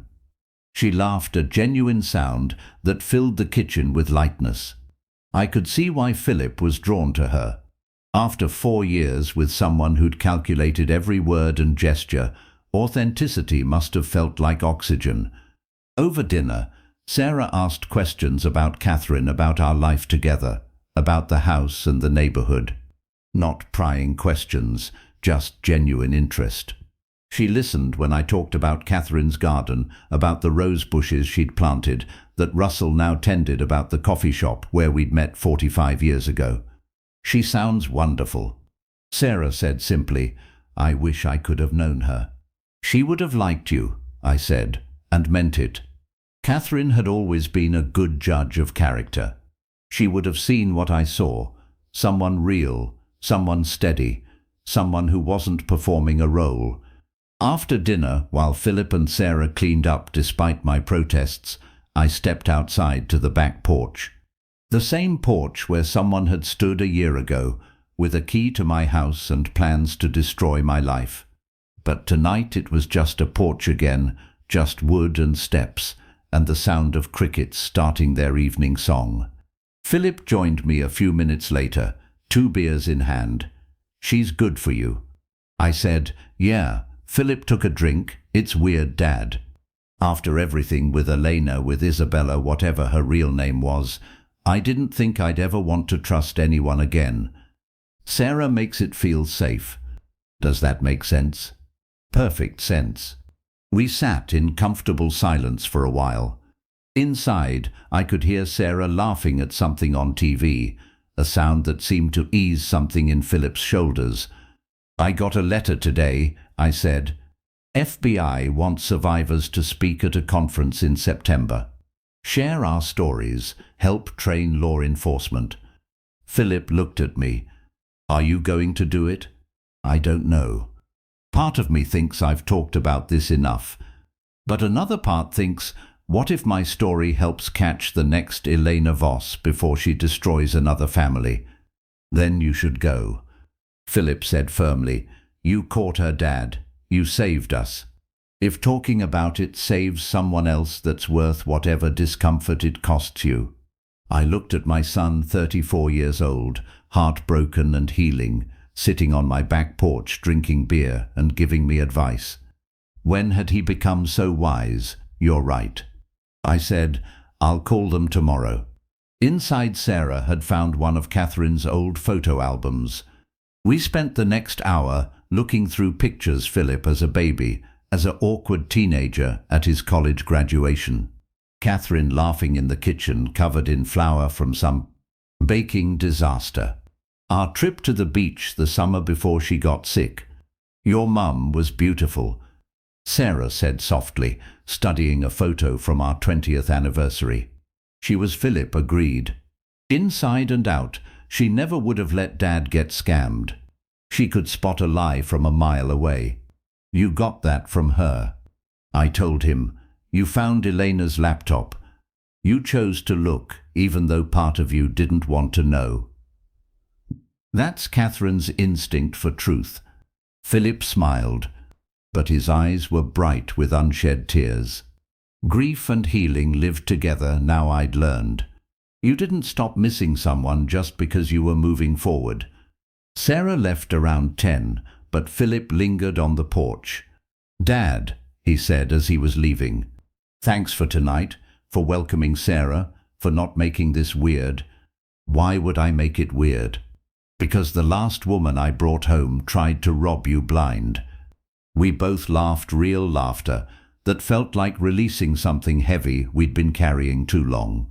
Sarah's not Eleanor, I said, and you're not the man you were a year ago. We're both smarter now. Statter, maybe, but smarter. Philip hugged me tight. Love you, Dad. Love you too, son. After he left, I cleaned up the dinner dishes and thought about the year ahead. The FBI conference continued, support group meetings, more Wednesday dinners with Philip and probably Sarah, Russell's morning coffee visits, Jake teaching me about whatever new technology he thought I needed to learn, a normal life rebuilt from the ashes of betrayal. I picked up the FBI letter again, and this time I didn't hesitate. I'd call them in the morning.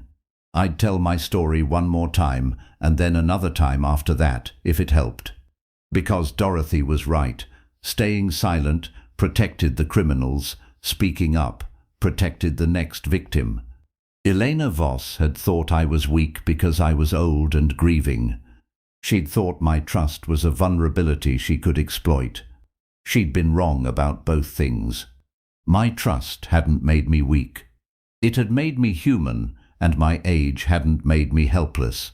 It had made me experienced enough to recognize the patterns, stubborn enough to fight back, and wise enough to know when to ask for help. Outside, the spring night was perfect, cool breeze, clear stars, the sound of the city settling into sleep. Inside, my house felt like mine again, not a crime scene, not a battlefield, just home. I turned off the lights and headed upstairs, already planning tomorrow's pot roast leftovers for lunch with Russell.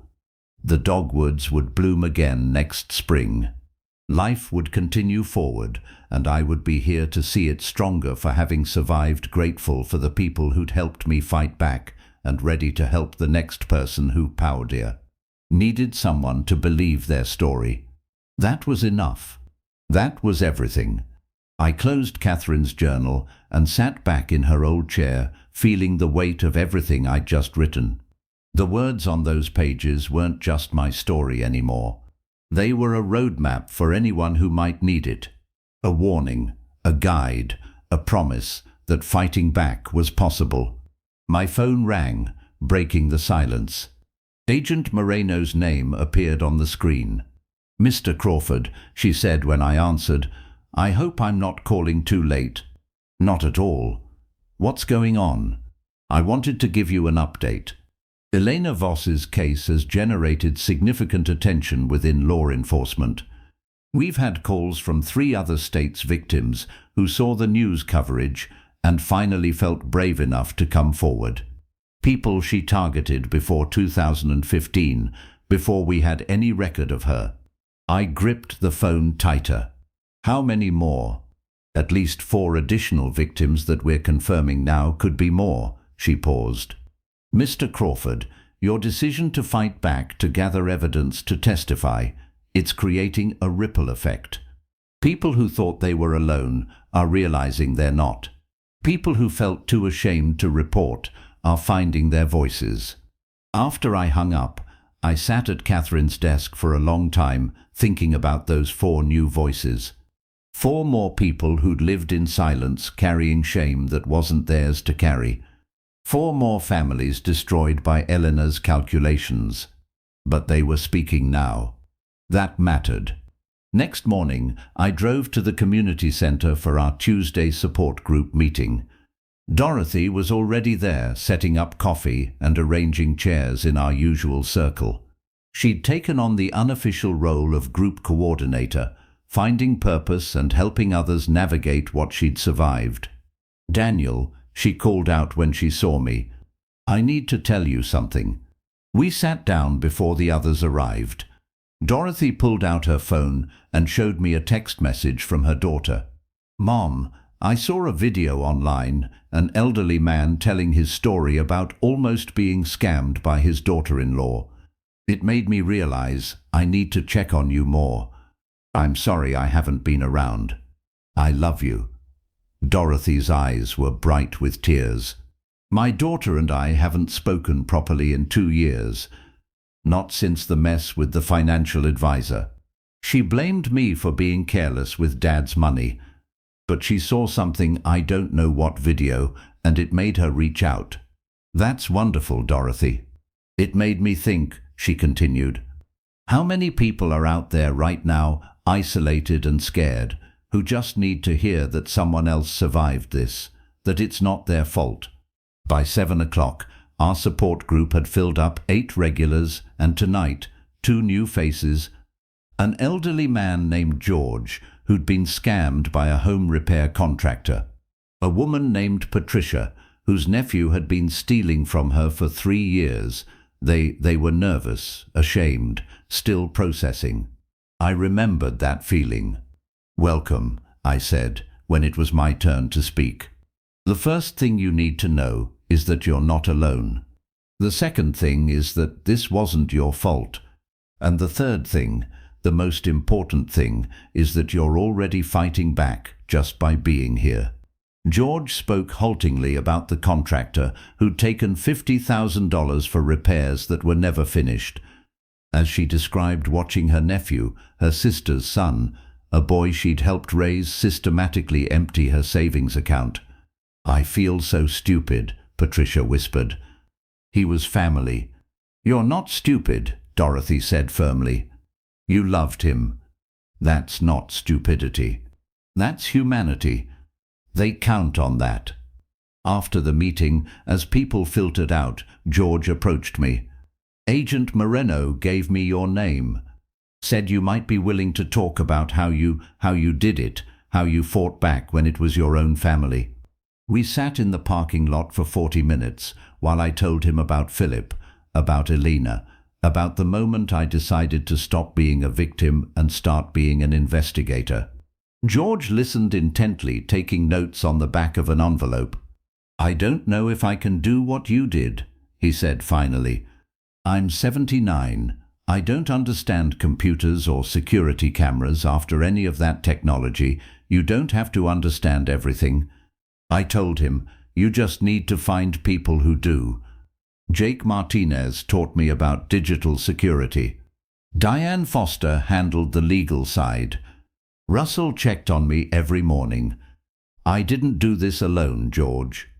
Nobody does. He nodded slowly. "My grandson. He's good with computers. Maybe I could ask him, I encouraged. Build your team, then fight back." The following week, I received an email from the FBI Victim Services Division. They'd scheduled me to speak at the national conference in September, but they had another request.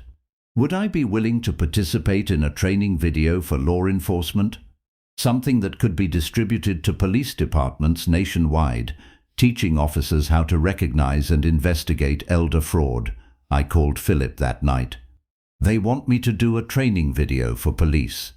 I'd have to tell the whole story again on camera, knowing thousands of people will watch it." "What are you thinking?" Philip asked. "I'm thinking about Patricia from support group and George, and the 4 new victims Agent Morano told me about. I'm thinking if a police officer in Kansas or Oregon sees that video and recognizes the pattern in a case they're working, that's another Elena Voss caught, another family saved. Then you already know your answer, Dad." He was right. In late March, I drove to the FBI field office for the video recording. They'd set up a small studio with professional lighting and cameras. Agent Moreno was there along with a victim advocate specialist and a cameraman who looked young enough to be Philip's son. "Mr. Crawford, we're going to ask you questions," the advocate explained. "Just answer naturally like you're talking to a friend. We'll edit it down later, but we want your authentic voice, your authentic story." For 90 minutes, I sat in front of those cameras and relived everything. The night I heard sounds in my backyard, the deleted security footage, the bank fraud attempt, the laptop discovery, the FBI sting operation, the trial. But I also talked about the recovery, about Philip's healing, about the support group, about learning to trust again without being naive. What would you say to a law enforcement officer who's investigating a case like yours? The interviewer asked. I looked directly into the camera. Listen to the victim. Even if they seem confused or embarrassed or can't quite explain what's wrong, listen. Someone who's being exploited often doesn't have all the pieces. They just know something feels off. Take that seriously. Investigate thoroughly. Document everything. And understand that these criminals are sophisticated. They're not cartoon villains. They're professionals who've spent years perfecting their methods. You're not dealing with a simple theft. You're dealing with organized crime after the recording finished. Agent Moreno walked me to my truck. "That was powerful, Daniel, thank you. How many officers will see this?" "We're distributing it to every FBI field office and making it available to state and local law enforcement nationwide. Thousands of officers, maybe tens of thousands over time." She smiled. "Your story is going to save lives." Driving home, I thought about those thousands of officers, each one potentially encountering an elderly person who felt something was wrong, but couldn't prove it. Each one now trained to look for the patterns I'd identified, each one equipped to spot the next Elaine of Oz before she could finish her con. That night, I opened Catherine's journal again and added a new entry. Marty Riches. Today I recorded a video that might help catch criminals across the country. I told our story to strangers who will use it to protect other families. You always said that surviving something hard meant you had a responsibility to help others survive it too. I understand that now. Philip is thriving. Sarah is good for him. Russell still comes by every morning. Jake upgraded my security system again. I think he just likes having projects. Dorothy and I are helping new people at support group every week. We're okay, Catherine. We're more than okay. Fighting back. We're making sure what happened to us helps prevent it happening to others. I think you'd be proud of that. By April, the video had been distributed. Agent Morano sent me an email with feedback from law enforcement agencies. A detective in Oregon had recognized the patterns in a case he was working and successfully intervened before the victim lost their savings. A sheriff's deputy in Tennessee had used the video to train her entire department on elder fraud recognition. George from Support Group called to tell me he'd pressed charges against the contractor with help from his grandson and a lawyer Dorothy had recommended. Patricia had cut off her nephew and was working with Adult Protective Services to recover her money. The ripples were spreading. Each person who found their voice encouraged another. Each story shared became armor for someone else. I kept speaking at senior centers. The audiences grew larger. After each talk, people would approach me with their own stories, some seeking advice, others just needing someone to listen and believe them. An elderly woman named Rose told me her son-in-law had been pressuring her to add him to her house deed. But after hearing you talk, I said no. I asked questions. I brought a lawyer to the meeting, and when he got angry that I wouldn't just trust him, that's when I knew you were right. Real love doesn't punish you for asking questions. These moments, Rose standing up for herself, George pressing charges, Patricia cutting off her nephew, those 4 new victims finding their voices. These were the real victories. Bigger than Elena's arrest. Bigger than the trial verdict. Because we weren't just catching criminals anymore.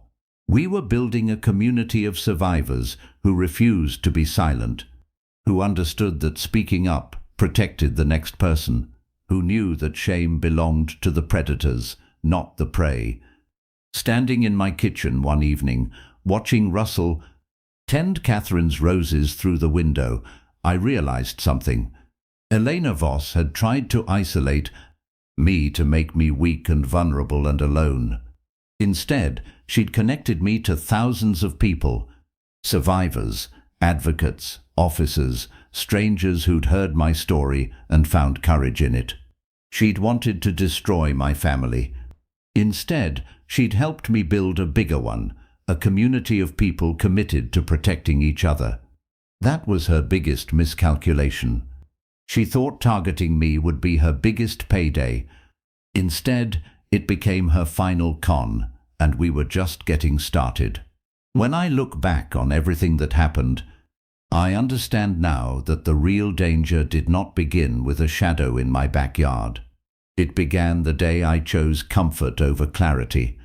And to you listening to this story, remember this: the moment something unsettles your spirit inside your own home, do not silence it, pay attention, pause, ask questions. The cost of ignoring that inner warning can be far greater than the discomfort of confronting it. For a long time I convinced myself I was being patient, thoughtful, supportive. After Catherine passed, all I wanted was for my son to feel whole again. I wanted laughter back in this house. I wanted warmth at the dinner table. I wanted our broken pieces to look repaired. What I did not admit to myself was that grief had softened my judgment. Loneliness had lowered my guard. I confused endurance with wisdom. I confused peace with denial. That was my failure. This family story did not begin at 2:03 in the morning when I heard metal scrape against wood.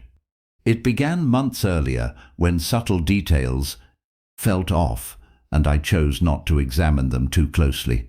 Papers slightly rearranged. Questions about insurance that felt a little too specific. A tone shift I brushed aside. I told myself I was imagining things. I told myself I was being overly cautious. Do not be like I was.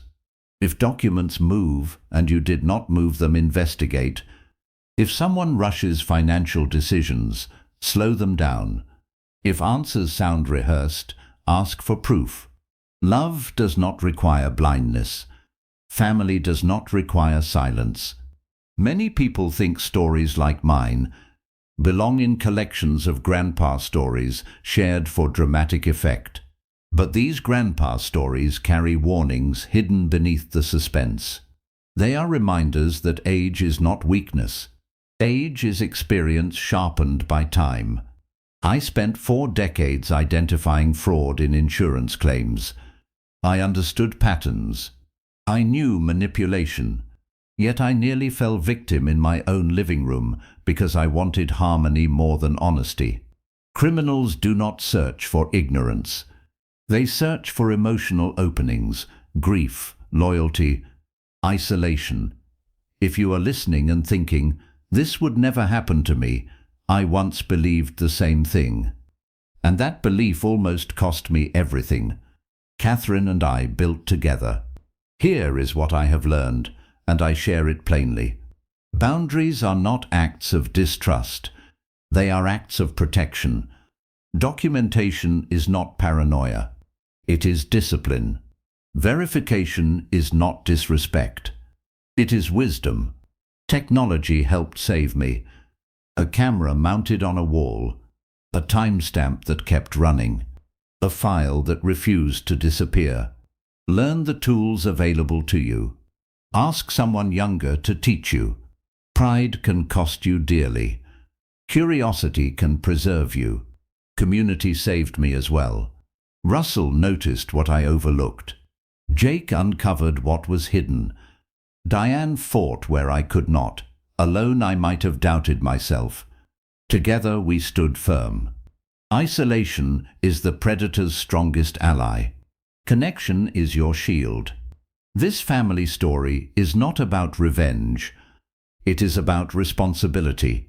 When I chose to gather evidence and involve authorities, I was not seeking retaliation. I was protecting what my wife and I built with decades of sacrifice. Stewardship is not anger. It is courage applied with clarity. And I will say this once, because it matters deeply to me in the quiet moment when I chose to act. Instead of ignore, I felt steadied by faith. I believe God gives us discernment in subtle ways, through unease, through intuition, through that quiet nudge to look closer.